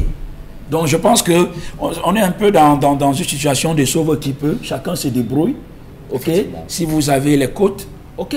Mais si vous n'en avez pas, vous coulez. On peut faire le petit ralliement avec ceux et celles qui vivent dans ce qu'on appellerait les zones marécageuses, voilà. En réalité qui sont interdits de construction. Mais aujourd'hui, on trouve quand même des gens qui trouvent l'occasion d'aller y verser des terres au fur et à mesure. Et on les regarde faire. Et d'y ériger forcément des domiciles. Alors, Dominique Audrey, moi, je voudrais justement ce matin qu'avec vous, sur ces zones industrielles, occupées par des populations aujourd'hui, qu'on s'arrête sur la santé des populations. On parle bien des zones industrielles. On est conscient que c'est une zone industrielle, mais on choisit d'y vivre. Est-ce que ce n'est pas finalement parce que le Camerounais vous dira toujours « on va faire comment » que le « on va faire comment » va l'entraîner justement vers sa chute et dans sa tombe? Peu de Camerounais aujourd'hui ont la possibilité d'acheter un logement social. Vous savez que ça coûte entre 17 millions et 22 millions. 24, voire 25. Voilà, sensiblement. Donc selon le standing, selon un certain nombre de paramètres, ça va déjà d'abord à plus de 10 à 15 millions en montant. Donc vous êtes d'accord avec moi que si quelqu'un a la possibilité d'acheter ses planches, de taper le tout lui revenant à sensiblement 1 million ou bien 500 000, je dis n'importe quoi, pour aller taper sa maison dans l'eau, il préférera aller taper la maison dans l'eau, le temps qu'on vienne le déguerpir. Donc aujourd'hui, on a demandé, poussé les citoyens camerounais à une sorte de débrouillardise. C'est chacun sauf qui peut, puisque personne ne cherche à savoir si tous les Camerounais ont un toit, si tous les Camerounais sont en sécurité, si les Camerounais sont en santé. Ce n'est pas la tasse de thé des personnes qui nous dirigent. Donc chacun se gère. Et malheureusement, les installations dans ces zones qui sont à caractère industriel aujourd'hui développent un certain nombre de maladies. C'est bizarre que la cellule qui est au MINAT là, des risques, j'oublie comment on appelle ça, il y a une cellule protection de civile. Voilà, de la protection civile ne soit pas sortie. Qui s'occupe des risques et des catastrophes. Oui, parce que ces différentes zones parfois ont des nuages toxiques qui sortent comme ça. Et après, on a des Camerounais qui écument dans les hôpitaux avec des maladies pulmonaires. On va se dire non, certainement, il s'est assis à côté d'un fumeur ou bien la personne est en train de fumer. C'est simplement à cause de l'endroit où est-ce qu'on est en train d'habiter. Le reproche qu'on peut faire à la Maxi aujourd'hui, c'est de laisser que cela prospère. À Yaoundé, on parle de 316, sensiblement, si je ne me trompe, d'hectares qui sont déjà occupés de façon illégale. Pourquoi avoir laissé autant de temps avant de sortir? Pourquoi? Parce que construire une maison, ça prend au moins 2 mois lorsqu'on a des moyens. Donc, la première fois, lorsque ça a commencé, c'était visible. Donc, on peut se dire que la Maxi n'a pas fait son travail, n'a pas surveillé. C'est bien, c'est acquis. Mais pourtant, il faut savoir quand même que le directeur général de la Maxi, lui, s'en plaint à chaque fois. Où est-ce qu'il faudrait qu'il ait assez de coudées franches pour déguerpir? Bien sûr, puisque si moi, je n'ai pas le droit de m'y installer, mais je m'y installe, alors que c'est un terrain qui appartient à quelqu'un d'autre, mais que la personne en face prenne les mesures. Et là, on ira, là où on va aller, et je vais me trouver un autre lopin de terre, parce qu'il y a des gens qui vendent ce terrain. Si vous êtes capable d'acheter un terrain à un endroit où on travaille avec des matières explosives, ça veut dire que vous savez qu'à tout moment, ça peut péter. Et si ça pète, bah, vous et votre famille, vous allez être réduits en cendres. Donc, si vous pouvez acheter un espace qui revient à la Maxi, ça veut dire que vous pouvez acheter un espace n'importe où ailleurs. C'est juste qu'aujourd'hui, les gens ont beaucoup plus tendance à vouloir rester au centre-ville. Conséquence, on va vendre le terrain 3 fois à 10 personnes, le même terrain, parce que les gens veulent rester en ville et se font arnaquer, parce que l'envie est de plus en plus grandissante et ce sont malheureusement les Camerounais qui en sortent perdants. Donc, que ce soit les matières toxiques, que ce soit les matières explosives, ces endroits sont à risque. Des sujets assez importants sont retenus pour cette session parlementaire du mois de juin à l'Assemblée nationale. Et parmi ces sujets, il y a la question justement du foncier, Charles Amel Bachou. Est-ce qu'on peut espérer que les habitations dans les zones industrielles soient évoquées par ce qu'on appellerait, entre guillemets, les députés à l'Assemblée nationale? Si, au dernier dire de la toile et des affirmations de certains hommes politiques, les députés se sont retrouvés à fourrer le nez dans les affaires Covid, vous pensez que c'est l'affaire foncière qui va les échapper, monsieur Michel Ngatsou? Je crois que c'est une parodie comme toutes celles qu'ils ont l'habitude de faire. On va se retrouver là dans une théâtralisation à n'en plus fini. Vous vous souvenez le match qu'il y a eu entre la présidence et le ministère des Domaines. Vous avez suivi toute cette affaire qui, M. Michel Ngachu, a engendré jusqu'à demander même organiser un audit, imposer un audit, jusqu'à Koum Abessike, rappelez-vous, de regretter mémoire M. Michel Ngachu. Vous vous rendez compte que le foncier a de sérieux problèmes. Mais concernant l'occupation illégale des zones, il faut dire, M. Michel Ngachu, qu'on a un souci de délimitation. Les zones industrielles commencent où et s'arrêtent où? C'est protégé jusqu'à quel point? Rappelez-vous de l'affaire Combat, lorsqu'on avait pris sur la Maxi avait pris sur le déguerpir, il y avait eu toutes ces casses. Mais c'est là où les gens se sont rendus compte qu'on n'avait pas sécurisé. Il n'y avait pas de poteaux, malgré le fait que les responsables ont dit non, les populations qui arrivent trouvent les poteaux, mais cassent. S'il y a des équipes censées assurer la sécurisation, maintenir cette délimitation, je vois très mal des populations d'entrer dans cette zone pour pouvoir s'installer. Première chose. Deuxième chose, M. Michel Ngachu, il faut dire que les espaces dans ces zones industrielles sont vendus à combien? Posons-nous les bonnes questions. Comment est-ce que c'est facile d'avoir les espaces dans ces zones? Vous avez des gens qui arrivent, ils achètent 1 hectare en plein Lorbessou. Ce n'est pas une zone industrielle. Mais ils construisent toute une usine là. Avec des habitations. Vous voyez des gens qui arrivent à la cité Sika de Bonamou Sadi, ils achètent 2 ou 3 maisons de la SIC, ils transforment en usine. On doit regarder des deux côtés. Il y a des ordres anarchiques dans la ville de Douala où des gens s'installent n'importe comment pour créer des usines, pour créer X. Pareil pour l'occupation illégale. Ces deux vont ensemble, M. Michel Ngachu. Je n'ai pas pu obtenir le terrain de ce côté. Comme Dominique l'a dit, 316 hectares sont occupés à Yaoundé. On va une entreprise qui veut s'installer, on dit va aller où?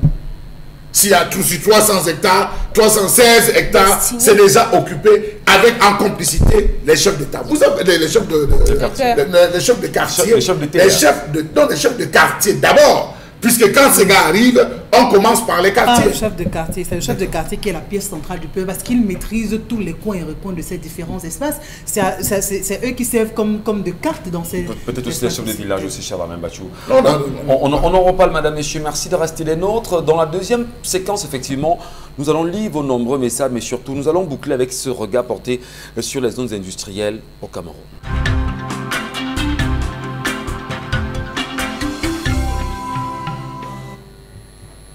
Allez, bien sûr, bon retour à vous, madame, monsieur, à l'instant. Pour ceux qui nous retrouvent, bonjour au Cameroun, bonjour à l'Afrique, bonjour bien sûr au monde. Ce matin, nous sommes sur Equinox Télévision avec 10-12, le Zénith. Le même plaisir, nous le partageons à chaque fois sur ce plateau en compagnie de Charles Amel Bachou, Isabelle Carozopet, Dominique Audrey Oyengelek et Belmondo Ndjouaka, ensemble unis pour la même mission lorsqu'il sera midi. On espère que vous serez bien sûr servis.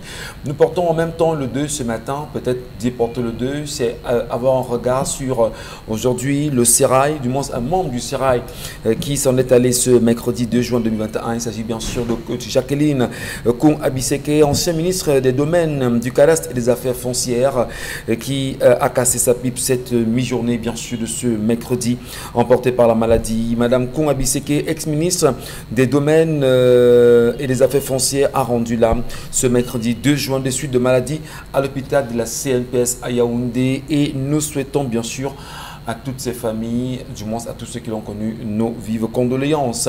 Et naturellement, en attendant le communiqué officiel du gouvernement pour dire exactement ce qui s'est passé, mais surtout, le regard des Camerounais restera toujours plongé sur les nombreuses réalités autour de cet élément de mémoire concernant Samuel Ouazizi. On fera juste un clin d'œil en disant qu'on attend toujours que les éléments de vérité soient restitués aux Camerounais. Poursuivons ce matin avec l'occupation des zones industrielles. Et puis, il faut en finir. Il faut mieux comprendre justement comment les populations qui s'y installent, ce à quoi elles sont exposées, mais surtout, pourquoi est-ce que la Marzi n'a-t-elle pas assez de moyens pour pouvoir déguerpir dans la mesure du possible? Peut-être aussi déguerpir serait assez fort en termes de mots, mais comment l'État du Cameroun laisse prospérer cette pratique aujourd'hui? Vous voulez bien finir, Charlamagne Bathiou? Alors, je parlais tantôt du laxisme, de la complicité avec des chefs, entre d'abord les chefs des villages et les autorités administratives. Les autorités administratives une autorité va appeler le chef en disant, bon, j'ai un tel gars qui arrive, il avait une affaire, vraiment, est-ce que tu peux pas lui trouver quelque chose là-bas, dans votre zone là, vraiment, voir comment tu peux l'installer dans cette zone. Or, c'est de la responsabilité de lui demander d'aller auprès de la MACSI, hein, d'aller voir cette mission de gestion, d'aménagement des zones, et de lui dire, mais écoutez, j'ai besoin de m'installer, j'ai envie de faire X, j'ai envie de faire Y. Il faudrait aussi que la MACSI pense l'accessibilité, travaille à l'accessibilité. Vous allez voir aujourd'hui que les gens s'installent n'importe comment, parce que la constitution des dossiers, l'agencement, les procédures sont excessivement longues, M. Michel Gathiou, c'est des pots de vin qu'il faut déposer par-ci, par-là. Vous avez des chefs, une fois qu'il a l'onction du chef terre, décide de dire, mais c'est mon village, on est venu ici là, que nous avons mangé quoi. On commence à installer progressivement, on grappille, hein. On commence par 1 hectare, on fait occuper des gens, après 2 hectares, après 3 hectares, c'est le chef, on fait même des papiers, tout se fait dans l'ordre, l'autorité administrative accélère. Au moment où on décide de procéder à l'expropriation, on va jusqu'à avoir tous les ordres, il est question des autorisations, il faut descendre des guépilles, les populations vont voir le chef, ils cotisent de l'argent, ils vont voir le chef qui n'était pas voir l'autorité, il a la décision en main de déguerpir, il s'assied sur le dossier pour l'équilibre, pour l'harmonie, le chef de l'État, vraiment, il faut sur soi, on se retrouve, c'est une grosse bagarre entre la MACSI et les autorités administratives. De l'autre côté, vous avez le laxisme. Et un laxisme, c'est connu. Vous avez parfois des responsables qui se rendent compte que les populations sont en train de s'installer. On commence à faire des mises en demeure, d'adresser, on va dire, des courriers pour dire, monsieur, vous êtes en train d'occuper cet espace et tout. Les gars quittent. Ils vont aussi gérer avec certaines personnes en disant que, gars, fermez les yeux, je n'ai encore rien pris. Le jour qu'ils vont vouloir venir, ouais, on va attendre ce jour, si jamais ça arrive, le Cameroun est dans le Cameroun. Vous voyez comment, à plusieurs échelles, on se retrouve dans les négociations de la corruption. Finalement, vous avez ces entreprises qui arrivent, qui se retrouvent parfois à orienter les évacuations de leurs déchets vers les lieux où sont ces populations. C'est alors là que vous entendez des murs et des pas murs. Lorsque les populations veulent se vont dire, rappelez-vous que vous occupez l'espace, si c'est un espace, vous êtes installé de manière illégale. Vous vous amusez, on va vous casser. Les populations sont obligées de se taire, d'avaler. Que vous soyez à Bépanda, que vous soyez, ce ne sont pas des zones industrielles, mais vous allez vous rendre compte que l'État gagnerait aussi, M. Michel Gathiou, à chasser ces différents individus qui se sont installés là, qui ont transformé des quartiers en zones industrielles, à véritablement occuper les zones industrielles. Puisque vous en parlez, Charlamagne, et je le disais justement, la session parlementaire du mois de juin 2021, puisque la question du foncier sera en débat, est-ce qu'on peut croire que les députés camerounais comprendront grand-chose à ça aujourd'hui? Monsieur Michel Gathiou, ils débattront là-dessus. Il faut dire que chaque jour qui passe, des conflits à travers les médias, vous vous rendez compte qu'il ne passe pas une semaine sans qu'il y ait des sittings, sans qu'il y ait des palabres dans des villages, dans des quartiers pour cette affaire du foncier. Le foncier a atteint, je vous assure, le summum. Il ne reste que la goutte d'eau qui va déborder le vase. Je vous dis au Cameroun, il ne reste que la goutte d'eau qui va déborder le vase. Des expropriations, des chevauchements, la falsification de la map cadastrale. Si vous n'avez pas d'argent, vous allez falsifier la map cadastrale par rapport à quoi? C'est ceux qui ont de l'argent.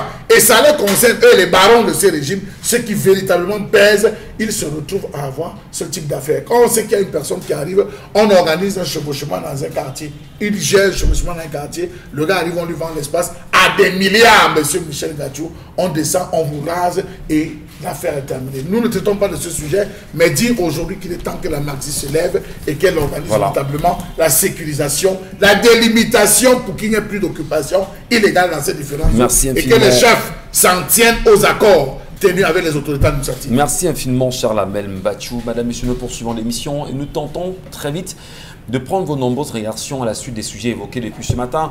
Eh bien, la parole à vous maintenant. On vous lit, on vous écoute. Dominique Audrey sur Equinox TV. Que nous disent les téléspectateurs? Vous avez demandé aux téléspectatrices de se prononcer. On commence par Janet Michael qui dit qu'il y a des femmes illettrées qui travaillent, ont beaucoup d'argent et manquent de respect à leur mari.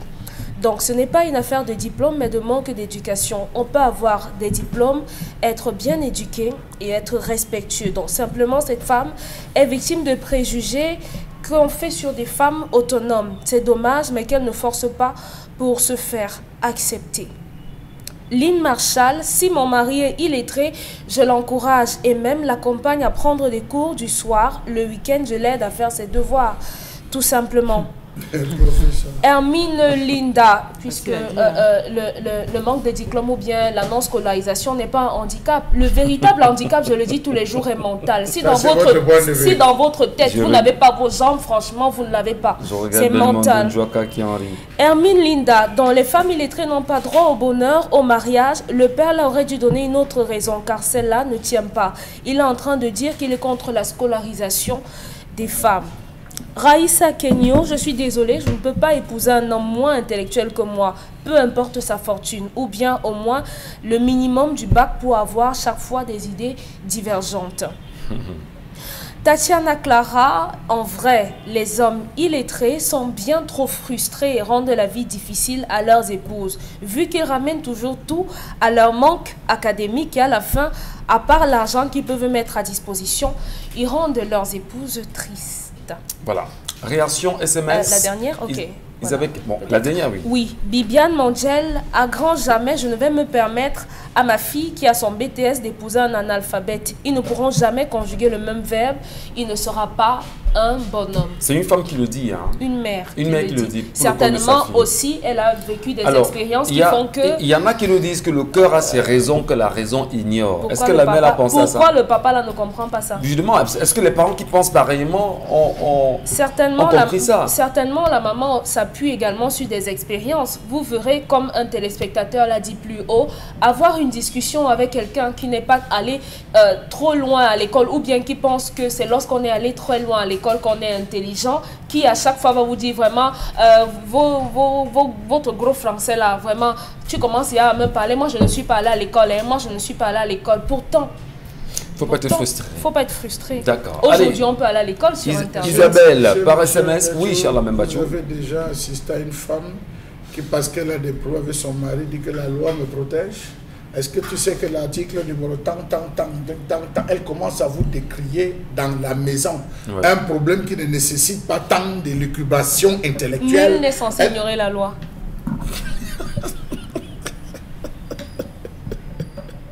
Isabelle Carole. Pardon, excusez-moi. Vous êtes pardonné. La réponse est donnée, Charles-Abel. Isabelle Carole, je vous en prie, on prend les SMS. Et voilà. Nul n'est censé ignorer la loi. Merci beaucoup. Bonjour à l'équipe. Si le père s'oppose à ce mariage, c'est parce que son expérience de vie a réalisé que toutes les femmes mieux éduquées et salariées, que leurs hommes ne sont pas très soumises, juste parce qu'elles prétendent être indépendantes et mieux connaître ce que ces hommes, Basile depuis Bafan, qui nous envoie cette réaction. De nos jours, le modernisme et les masses médias ont fait tomber en désuétude nos valeurs d'antan. Nos mamans, à l'époque, quel que soit leur niveau intellectuel, étaient soumises à leur mari. De nos jours, le matérialisme et la notion d'égalité des sexes ont tout détruit. À cet effet, hommes, si vous êtes riche, vous pouvez avoir la chance d'avoir une femme intellectuelle qui vous respectera. Par contre, les hommes qui n'ont pas fait des études poussées, n'essayez pas de vous aventurer avec des femmes dites intellectuelles. Autre réaction, les mêmes problèmes se posent à l'Axe Lourd, entre marché de fleurs d'Ibamba, en prise de l'État, 120 mètres, les deux côtés de la route.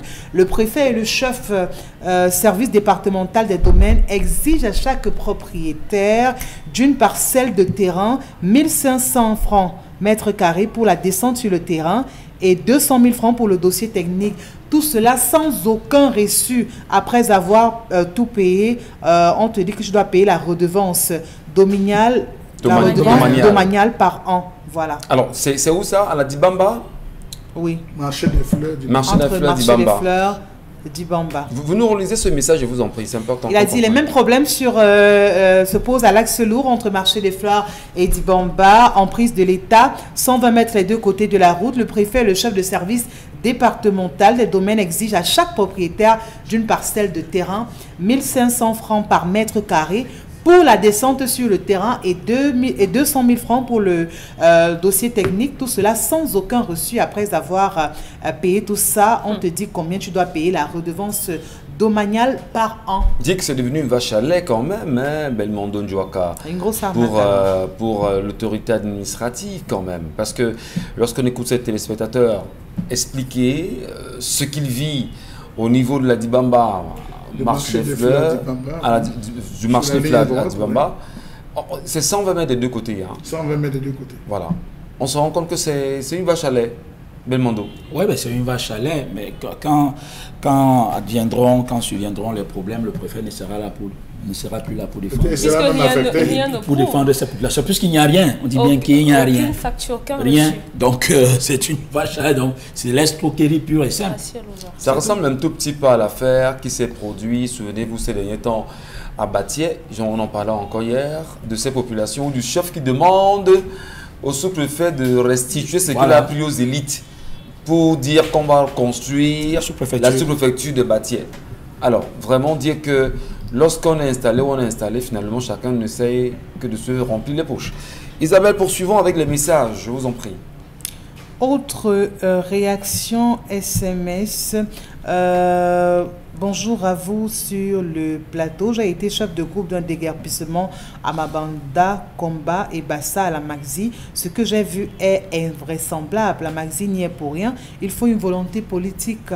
C'est Jean Bila qui nous envoie le message. Il faut une volonté politique en réalité. Ça veut dire quoi? Comme ça on débat à l'Assemblée, il va falloir justement trouver des solutions à l'Assemblée maintenant pour déguerpir. Non, maintenant déguerpir c'est une bonne chose. Oui, disons-le. Et alors qu'est-ce qu'on fait pour recaser aujourd'hui? J'ai d'abord un problème. Dis aussi que la Maxi, ils ont aussi une part de responsabilité quand même. Parce que je pense que si la Maxi prenait soin de matérialiser ces zones, ça veut dire que ce soit des limitations matérielles visibles, que ce soit en barbelé, en plaques et autres, je pense qu'on devrait un peu faire attention avant de s'installer dans ces zones-là, on de se faire arnaquer. Mais quand il n'y a pas de matérialisation, et il n'y a pas aussi un problème de sensibilisation des populations, ok? Je pense que s'il y avait aussi cette sensibilisation des populations-là de la part de la Maxi, les gens réfléchiraient par deux fois avant d'aller s'installer dans ces zones-là. Toujours y mettre certainement, on va dire, des plaques indicatrices, un tout petit peu comme... Il y a des complicités en interne au sein de la Maxi. On ne peut pas occulter ça, M. Michel Ngachou. C'est-à-dire, vous vous rendez compte que quelqu'un est en train d'occuper votre terrain, vous dites que vous défendez, vous voyez, vous laissez.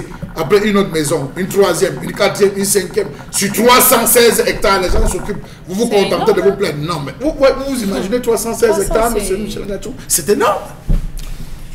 Très bien. Message. Bonjour à vous, le plateau, que le ciel vous protège.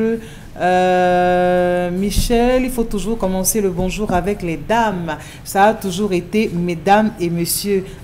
Tu sais pourquoi? Parce que la femme reste la première à avoir dialogué avec le serpent et jusqu'à présent on ne sait pas ce que les deux se sont dit. Par rapport au sujet du jour, nous les hommes, on doit apprendre à manger ce que nous pouvons digérer. C'est Scofield depuis Yaoundé qui nous envoie ce message. Bah écoutez, il n'y a pas de souci. Ce que c'est pas on vous a dit, gardez ça pour vous. Voilà. Ce qui nous intéresse justement, c'est la femme. Quand le monde a évolué, les Bantous se sont restés figés dans le temps. Allez demander à Angela Merkel et à Ellen Johnson si leurs maris ont un problème. Arrêtez de craindre les femmes et craignez Dieu, car les femmes sont de vous avoir bien instruit et bien éduqué, Chantou depuis Yaoundé. Voilà votre monde qui a changé avec toutes ces tares. On est plus en train de régresser que d'avancer. Mieux vaudrait pour nous qu'on rester figés, comme vous l'avez dit, dans notre monde, que d'être dans un monde où les jeunes garçons et les jeunes filles ne savent même plus ce que c'est que la notion essentielle de la vie. Si vous le savez, c'est la femme.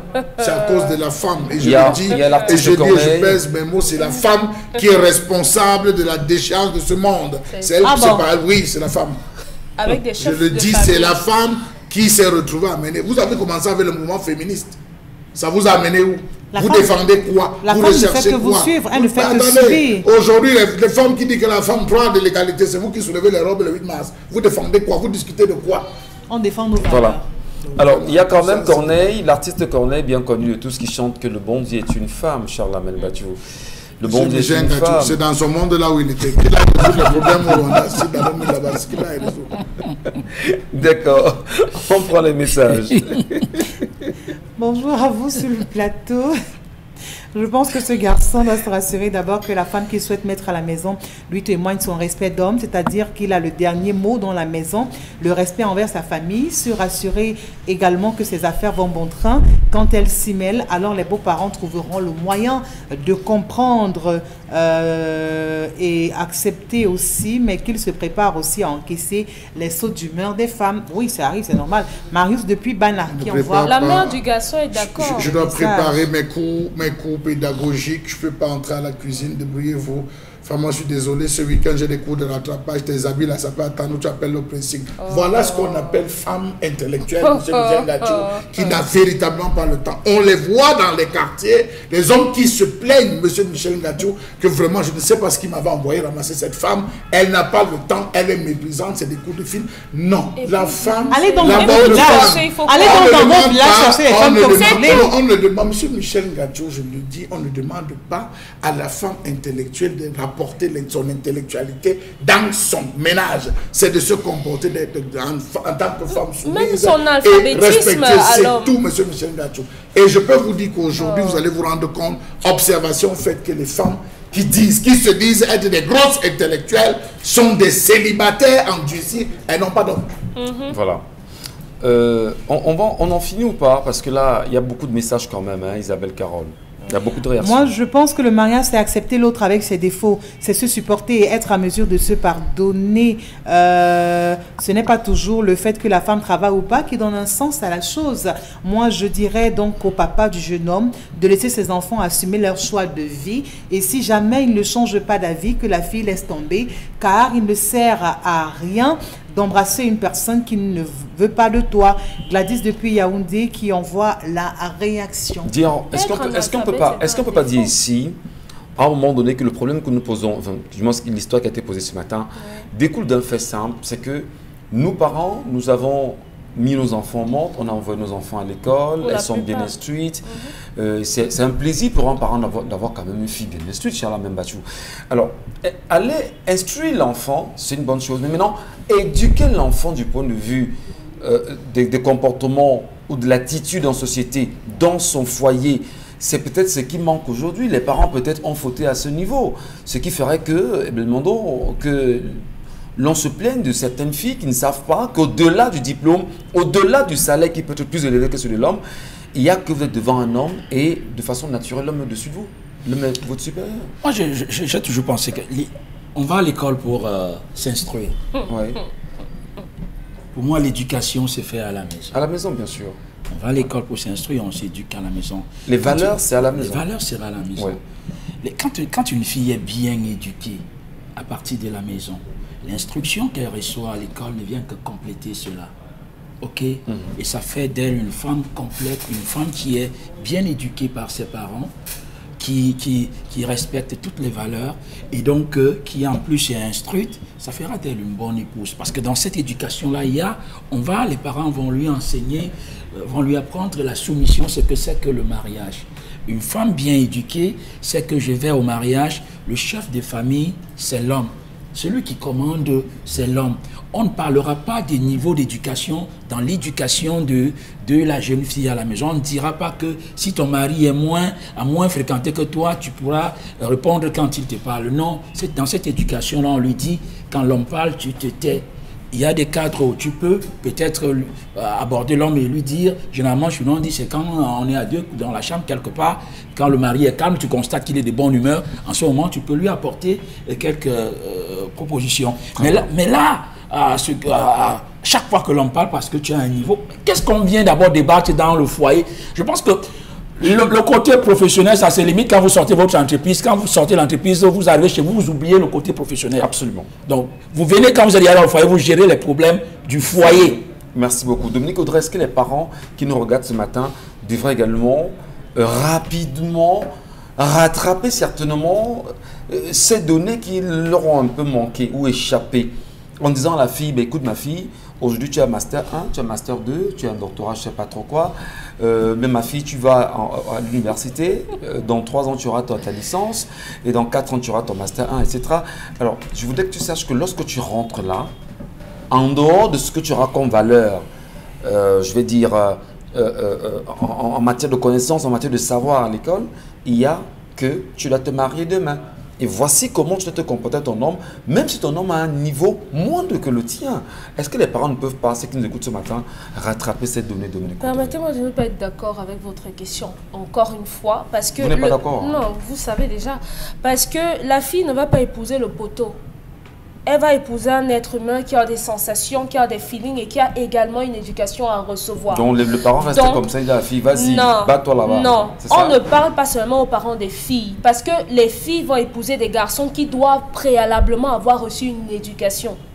Donc il faut dire aux garçons que respectez vos femmes. Oui, c'est ça. Vous voyez simplement que la femme est irrespectueuse parce qu'elle a... Michel, c'est quoi le problème? Le problème, c'est que je dis, est-ce que papa qui nous regarde ce matin, au moment qu'il nous regarde ce matin, ne peut pas se dire, si ma fille parfois dans son foyer là, on lui manque de respect, ou bien elle va de foyer en foyer, parce qu'elle a la longue bouche, parce qu'elle est allée à l'école, elle a beaucoup d'argent. Quelle fille n'a pas la longue bouche? Bon, d'accord. Non, il y a les filles qui ont la longue bouche, mais qui savent garder la longue bouche, mais qui se disent quand même, ben, vous préférez les serpents. Est-ce que les parents ne peuvent pas rattraper? Michel. Elles ne sont pas rattrapées, c'est qu'on a... Michel. Ce qui nous a échappé en monde. Michel, moi je vais vous poser une question. Oui. Sorry. Hein. Oui. Mais est-ce que lorsque vous avez grandi avec vos parents, votre père ne vous a pas donné des préceptes sur le mariage? Ah ben il me disait, ne fais jamais confiance aux femmes.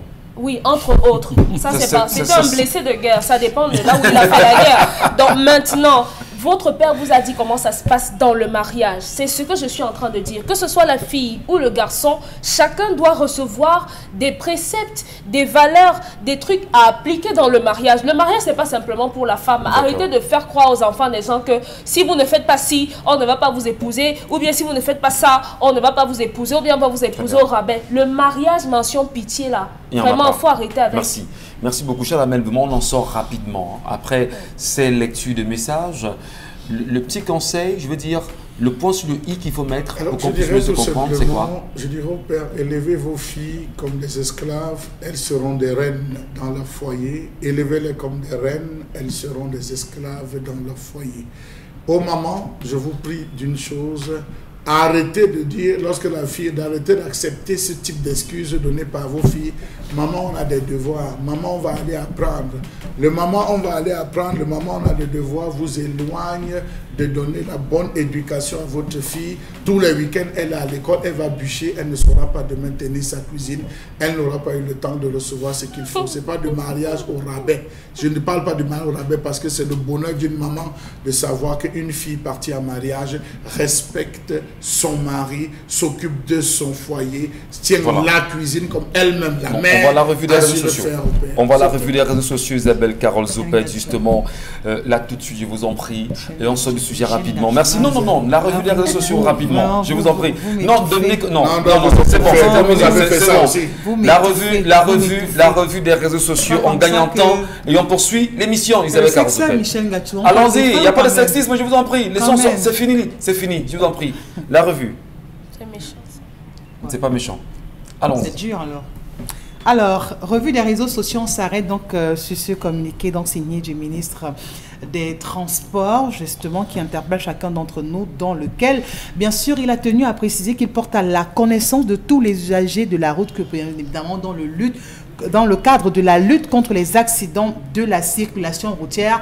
Alors, il faut noter que pendant toute la période, notamment celle du 7 au 10 septembre, sera dans une campagne de lutte spéciale. La dite campagne mettra un accent particulier sur la lutte sans faille contre l'excès de vitesse, les surcharges, l'état technique des véhicules, le respect des mesures barrières contre le Covid-19. Et il rappelle justement par la suite que tous les contrevenants justement pris en infraction durant cette campagne par les officiers et les forces de maintien de l'ordre en charge de la sensibilisation et des contrôles routiers sera sévèrement sanctionné conformément à la réglementation en vigueur. Un communiqué qui fait plaisir à lire, mais qui est dur à accepter. Et on se pose bien s'il s'agit donc du ministre du Transport du Cameroun ou alors d'un tout autre pays. Parce que lorsqu'on prend par exemple l'une des mesures sur lesquelles il tient à mettre un point, comme par exemple le respect des mesures barrières, on se demande si c'est toujours d'actualité. S'il parle des autres moyens de transport ou alors de ceux qu'on connaît, parce que là-bas, les gestes barrières ou tout ce qui va avec ne sont plus respectés. Limitation de vitesse ou excès de vitesse, est-ce que ce sont les choses qui sont toujours respectées? Comment va-t-on respecter cela aussi sur des routes qui ne permettent pas qu'on respecte un ensemble de choses pour éviter des accidents? Parce que pour limiter les accidents, il faut d'abord que les voies justement publiques, les voies d'accès soient comme il se doit. Et quand je parle de Belmondo qui... C'est qu'il secoue la tête, il se dit, mais je vis dans quel pays? Qu'est-ce que le mec nous raconte? De quoi est-ce qu'il parle finalement? Quel est son contenu? Mais on sait quand même que le ministre des Transports a toute l'année pour faire autant de campagnes de sensibilisation. Alors, lorsqu'on vient à une période précise comme celle-ci, vous vous rappelez que si vous ne respectez pas X ou Y, on va vous frapper durement. Vraiment, est-ce qu'on ne peut pas vraiment se dire de qui se moque-t-on, M. Ndjouaka Belmondo? C'est une période où le trafic est dense. C'est terrible. Mais je me demande de qui se moque-t-on? Ça fait que danse pendant tout on nous a pris pour des moutons, pour des tarés. Mais vous voyez, c'est en plein... On veut aller en vacances. On aborde les vacances là. C'est là où le ministre vous dit... respecter les mesures barrières dans les véhicules de transport. Papa, comme on dit au quartier. Mais attendez, c'est maintenant, ok, que les gens vont voyager, que tu dis non, respecter les mesures barrières. Mais les gens voyagent tous les jours. Au plus fort de la pandémie au Cameroun, que faisait-on de ces mesures barrières? Est-ce que c'était d'ailleurs respecté? Y avait-il pas de surcharge dans des bus de transport, dans des taxis, sur des benskins? Qu'est-ce qu'on faisait de ça? Aujourd'hui, vous dites, il faut respecter. Ça veut dire que, je ne sais pas si vous comprenez bien, quand je ne sais pas si c'est comme. Ça veut dire qu'un bus de 10 places va prendre autour de 50. Je crois peut-être 50 passagers. 50 passagers. Oui. Vois-moi. Vous voyez, ça c'est le moment de. La grande affluence. La grande affluence. Vous les voyez, ok, réduire le nombre de passagers dans les bus là maintenant? Non, soyons sérieux. Soyons sérieux. On parle de l'excès de vitesse sur nos axes. Commencez par arranger ces axes-là. Commencez par là. C'est d'abord par là qu'il faut commencer. Mais c'est quand même une sensibilisation qui a sa place aujourd'hui, Isabelle, Dominique Audrey.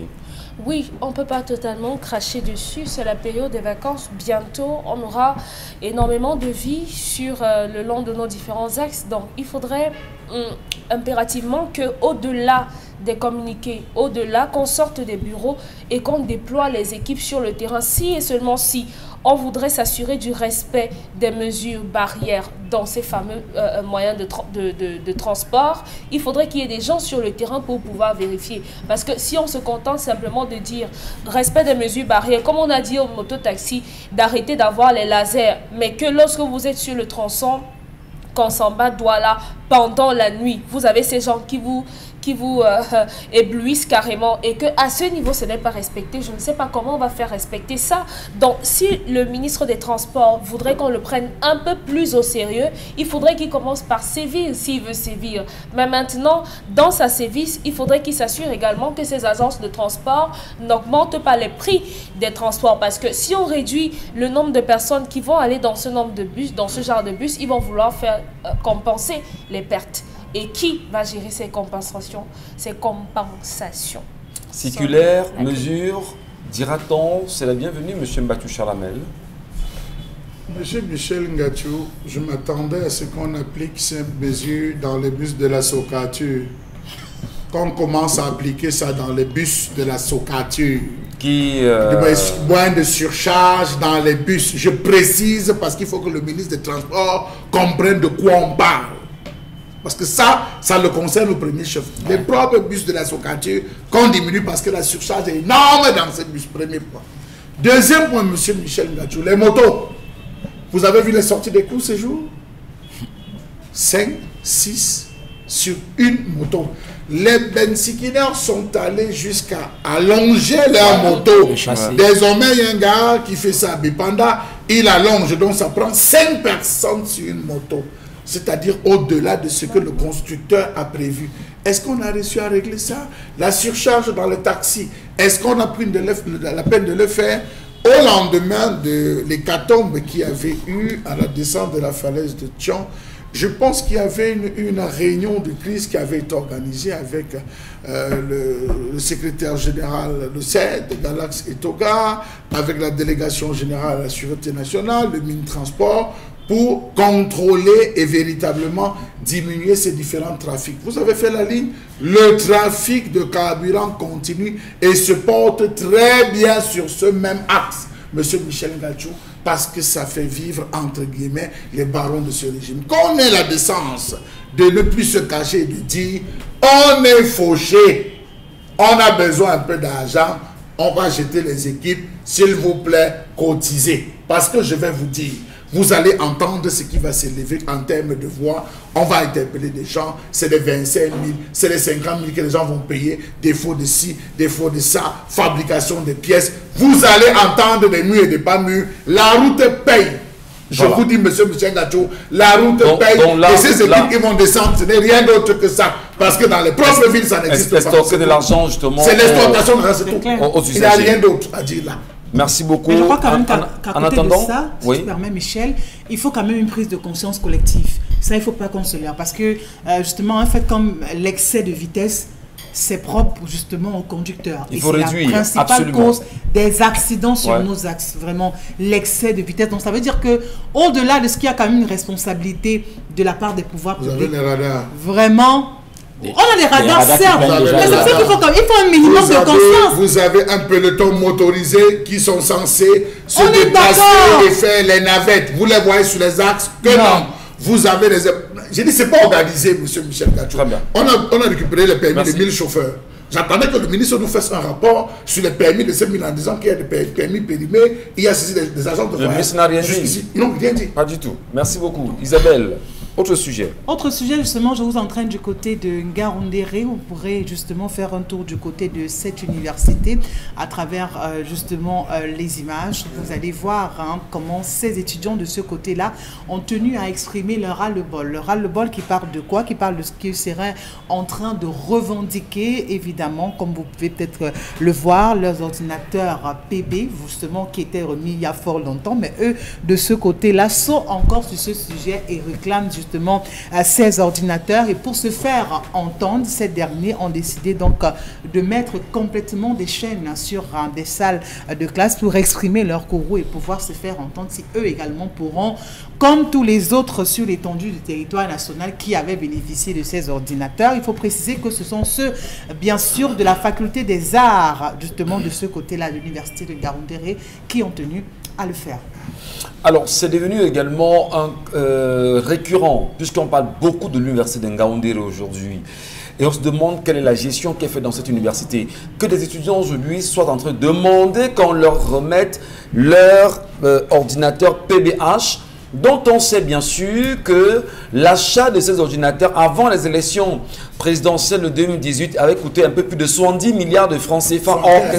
75 milliards. J'ai dit un peu plus. Donc, vous savez, en journalisme, on ne peut pas... Si on se chiffre exactement, on vous dit un peu plus. C'est le chiffre officiel. Voilà. Vous avez parlé de 75. Donc, un peu plus... Bon, c'était 75 milliards de francs aujourd'hui qui devraient être distribué à tous les étudiants qui avaient bien sûr, qui respectaient les conditions et qui devaient forcément en profiter. Aujourd'hui, comment comprendre ça?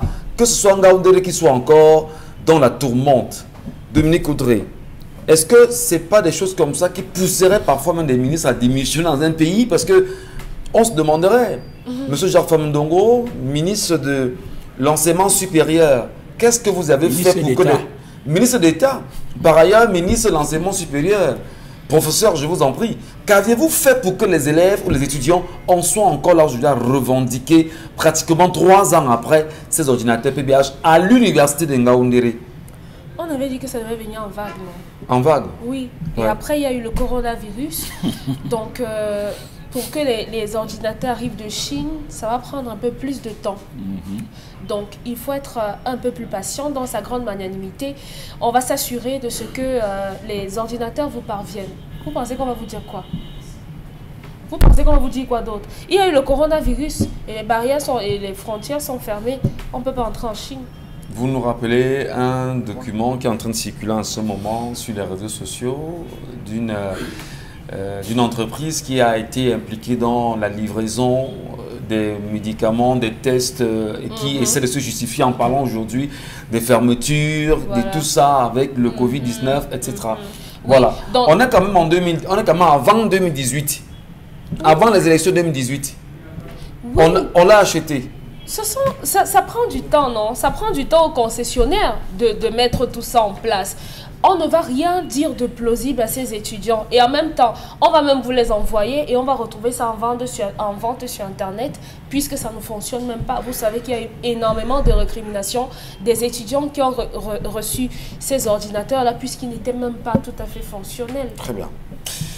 Qu'est-ce qu'on dit de ces étudiants, Belmondo? Courage, poursuivez, dénonciation, lutte unie sur votre front là-bas? Non, vous savez, ce sont les dons du chef de l'État. Le chef de l'État, dans sa grande magnanimité, bonté, il aime ses enfants, il a bien voulu leur offrir des ordinateurs. Donc les ordinateurs, il faut patienter. Il faut patienter. D'accord, ça va même. C'est tout, il faut patienter. Monsieur Michel, je n'ai pas de commentaires. Il faut patienter. Vous ne voulez pas d'ordinateur? Non, il faut patienter. C'est lamentable, c'est tout. J'ai pas de commentaires. Qu'est-ce qu'on va expliquer? Parce que ceux même qui vous bloquez, que ça va vous servir à quoi? Si on vous remet, ça va vous servir à quoi? Ça a quelle mémoire? Ceux qui l'ont reçu disent déjà que ça ne sert à rien. Maintenant. Mais donnez-leur au moins parce que c'est l'argent du contribuable. C'est même l'argent emprunté. C'est l'argent emprunté justement chinois qui vous a permis d'acheter ces ordinateurs-là. C'est quand même 75 milliards de francs CFA. Ce n'est pas un don. Monsieur Michel Gachou, il devrait répondre. Il y a le cas même de la Covid. Il faut qu'il réponde de tout ça. Ce n'est pas l'argent du contribuable, c'est le don du chef de l'État. Non, c'est un argent qui a été institué par les Chinois. 75 milliards, c'était un prêt fait auprès des Chinois. On nous a dit que c'est le don du chef de l'État. Oui, mais c'est celui qui vous donne, qui vous dit que c'est le don du chef de l'État. Donc le chef de l'État choisit d'aller emprunter l'argent pour vous faire un don. Mais c'est lui qui va rembourser de ses poches. Juste en 2025, on va toujours partager les PB. Attendez. Allez, on va je vous jure, jusqu'en 2025, on va partager les PB. Ça va venir par vague. Comme du popcorn, se multiplie. Comme ils ont fait grève là, vous allez voir, quelques ordinateurs vont arriver là d'ici quelques jours. Voilà. Vous aviez justement un petit biscuit pour nous, Isabelle Carole, avant qu'on aille voir Constille Lamine. Alors, on poursuit la revue des réseaux sociaux en parlant bien évidemment de ce crime passionnel, cet autre crime passionnel, encore des crimes passionnels qui défraient donc effectivement la chronique. Cette fois-ci, c'est plutôt en l'envers. Elle dit que c'est l'homme qui a perdu la vie et la femme qui est sous soins intensifs. Allons donc parler de cette histoire d'amour justement qui a duré 2 ans entre le jeune donc Nanga Aristide François, voilà ce jeune greffier du côté de Konsamba qui menait donc une relation amoureuse avec une dame, on ne va pas donner son nom, qui serait l'épouse d'un homme en tenue. Malheureusement, dimanche soir à son domicile, justement, l'histoire a mal tourné à l'origine. Il se rapporte que cette dernière aurait donc déclaré qu'elle voudrait mettre un terme à cette relation. Toute chose qui n'a apparemment pas été bien digérée par l'amant en question. Après, s'en est donc suivi des éclats de voix qui ont donc tourné à des échauffourées et qui par la suite, justement, a tourné au vinaigre. Il s'en est suivi une bagarre au cours de laquelle, justement, on va dire que les deux ont copieusement reçu des coups de poing, que ce soit de l'un comme de l'autre, parce que la dame en question elle-même s'en sort justement bien tabassée, elle est sous soins intensifs. Justement, le jeune greffier âgé de 32 ans n'a pas survécu à ses blessures. Il a reçu plusieurs coups de poignard de la part donc de cette dame, transférée d'urgence à l'hôpital régional de Konsamba. Il va donc décéder et la dame jusqu'ici est sous soins intensifs de ce côté-là. Elle était en légitime défense alors, on va le dire. Bon, dans une certaine mesure, on pourrait le dire, mais jusque-là, prendre un couteau et décider de Se défendre. j'ai même pas envie de me faire la scène dans la tête. Et je Bah, vois tu mon vous voisin regardes. qui commence à Tu vous à regardes, vous regarder. dites. Bah, hier, elle a dit ici, Cette c'est fois légitime m'a trouvé défense. garçon, peut-être aussi. Hein, donc, Voilà. Légitime Voilà. défense, allons-y rapidement, en 30 secondes. Légitime défense de Pachalamel. Non, monsieur Michel Ngatiou, j'ai plutôt envie de poser une question. Où étaient les voisins? Où étaient les voisins? Je m'arrête là. Où étaient les voisins? Quand ça commence à brûler, quand ça commence à tirer, monsieur Michel Ngatiou, les voisins ont le devoir d'éteindre le feu. Et quand ça ne va pas, qu'ils prennent sur eux d'appeler la police. Et je doute fort que ça a été fait dans ce cas. Ok. Belmondo, Djouaka? Ouais, bon, allez. Légitime défense, oui, on peut le dire parce que la dame aussi s'en sort. Elle peut mourir. Hein, voilà, aussi. donc elle est encore sous soins intensifs, donc c'est elle grave. peut aussi succomber, mais on ne le souhaite pas. Mais toujours est-il que qu'est-ce qui a causé tout ça? Les deux, bon, voilà. Le mari d'autrui est suturé. Dominique Audrey, vous avez également lu l'actualité, ce sujet tourne sur les réseaux sociaux. Vous croyez que... Oui, ce qui est dit, c'est que c'est une rupture qui a mal tourné. Et c'est pour ça que je dis, lorsqu'on arrive à un point où on est avec quelqu'un, où ça ne passe plus, il faudrait que l'un ou l'autre partie accepte qu'on ne veuille plus être dans cette relation et qu'on se sépare tout bonnement. Très Parce bien. que tout ne finit pas forcément par le mariage ou bien par la vie éternelle, la séparation et tout ça. Voilà, oui, ça peut être le mariage ou bien ça peut être une relation éternelle. Elle Donc, était mariée. on peut se séparer. Donc, après avoir condamné le fait qu'elle se retrouve avec cet homme, on ne sait pas quelles sont les circonstances qui y ont conduit, si elle était encore véritablement avec son mari ou La pas. gymnastique. Ou alors, on se sépare. elle était La mariée. gymnastique de Ce n'est pas la gymnastique. C'est une femme Écoutez, qui trompe son mari. sur parole de femme, on a eu une femme qui a dit qu'elle s'est séparée de son mari. Elle n'est pas totalement pas de cette divorcée, histoire. mais ils ne vivaient plus ensemble. Donc, elle pouvait être mariée simplement avec l'anneau sans continuer d'être avec son mari. Voilà. Donc, on ne peut pas savoir. On peut pas savoir. Consti Quand c'est- Lamine est parmi nous ce matin, comme chaque matin, madame, messieurs. Eh bien, Consti Lamine, plaisir à nouveau de vous retrouver. Bonjour et bienvenue. Alors bonjour mon cher ami et frère Michel Gach, c'est encore un plaisir d'être là ce jeudi matin, comme tous les jeudis d'ailleurs, pour parler des magasins Sorepco. Ah ben oui, ça fait plusieurs années que ça dure, ça fait plusieurs années que l'aventure commerciale se passe dans les magasins Sorepco, qui sont les magasins les plus implantés au Cameroun, qui sont les magasins les plus présents sur le territoire camerounais, avec bien sûr des articles de qualité à des prix vraiment dérisoires. Retenez également que les magasins Sorepco ne se contemplent pas seulement de vendre la marchandise à la clientèle, mais les magasins Sorepco font également un service après-vente, un suivi clientèle, mais également toujours à l'écoute de sa clientèle. Donc ceux-là qui ont besoin des congélateurs, des réfrigérateurs, des carreaux, des meubles, des sanitaires, alors je vous invite de vous rendre directement dans les magasins Sorepco. Quelle que soit la ville dans laquelle vous êtes, vous retrouverez au moins une agence Sorepco dans votre région, dans votre département et même dans votre arrondissement, parce que Sorepco, c'est la qualité à des prix vraiment dérisoires. Et la promotion de ce mois, c'est la promotion sur les réfrigérateurs, c'est la promotion sur les congélateurs. Nous allons donc parler donc des congélateurs verticaux de marque Parma. Regardez bien sûr la qualité de ces congélateurs, appréciez le design, appréciez bien sûr l'intérieur et les différents compartiments de ce congélateur de marque Parma. Pourquoi la marque Parma? C'est une marque mondialement reconnue. C'est une marque de qualité, c'est une marque qui a fait ses preuves aux États-Unis, en France, en Asie, bien sûr dans certains pays africains. Et au Cameroun, Sorepco est le représentant exclusif de la marque Parma au Cameroun et vous permet d'avoir un congélateur de qualité à 250 000 francs. Ah ben oui, chers téléspectateurs, un congélateur Parma, un congélateur vertical, vous l'avez à 250 000 francs dans tous les magasins Sorepco. Un congélateur de 188 litres. Je n'ai pas dit un congélateur de 100 litres, non. Je n'ai pas dit un congélateur de 150 litres, non. J'ai dit un congélateur de 188 litres, vous l'avez à 250 000 francs dans toutes les agences Sorepco. Alors ceux qui ont besoin de sécuriser les aliments, ceux qui ont besoin de conserver les aliments, rendez-vous dans les magasins Sorepco et offrez-vous dès à présent un congélateur de qualité. Vous l'avez à 250 000 francs. Il est neuf, il est dans le carton, il est avec garantie. Oh là là là là. Et c'est quoi la particularité de nos congélateurs? C'est les congélateurs déjà qui ne consomment pas assez d'énergie. Parce qu'on a l'habitude, on a dit, oh, je n'ai pas envie d'avoir un congélateur à la maison parce que le congélateur consomme tellement d'énergie. Non, les congélateurs de Sorepco, je vous le dis, chers téléspectateurs, ne consomment pas assez d'énergie, donc raison pour laquelle il est important d'aller dans les magasins Sorepco et d'acheter un congélateur 188 litres à 250 000 francs. À côté, bien sûr, de cette contenance, on parle également d'un autre congélateur encore plus grand, un autre congélateur encore plus puissant. Vous le retrouverez ailleurs à plus de 500 000, mais dans les magasins Sorepco, vous l'avez en ce moment à 300 000 francs, un congélateur de 265 litres. Oh là là là là là là là là. Est-ce qu'on doit encore garder le poisson chez le voisin? Est-ce qu'on doit encore aller demander les glaçons chez le voisin? Est-ce qu'on doit encore demander de l'eau glacée chez le voisin quand il fait chaud? Voilà, chacun devrait y avoir un congélateur à la maison. Il est moins encombrant, il est de qualité, il est d'origine. Vous l'avez à 300 000 francs dans les magasins Sorepco. Alors, n'hésitez surtout pas.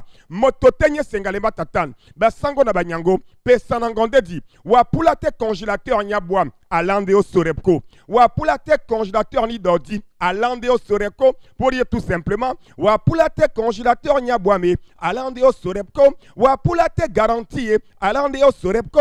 Wapula te. Alando au magasin Sorepco banjana mangolo malambo mais au magasin Sorepco dans any man where you me just go for Sorepco and take your congélateur Parma you get en forêt 250 000 congélateur Parma you get en forêt 250 000 for magasin Sorepco. Merci infiniment Consti Lamine, merci à vous madame, monsieur qui prenez du plaisir à nous regarder chaque matin. Consti fait son show habituellement dans sa commercialisation.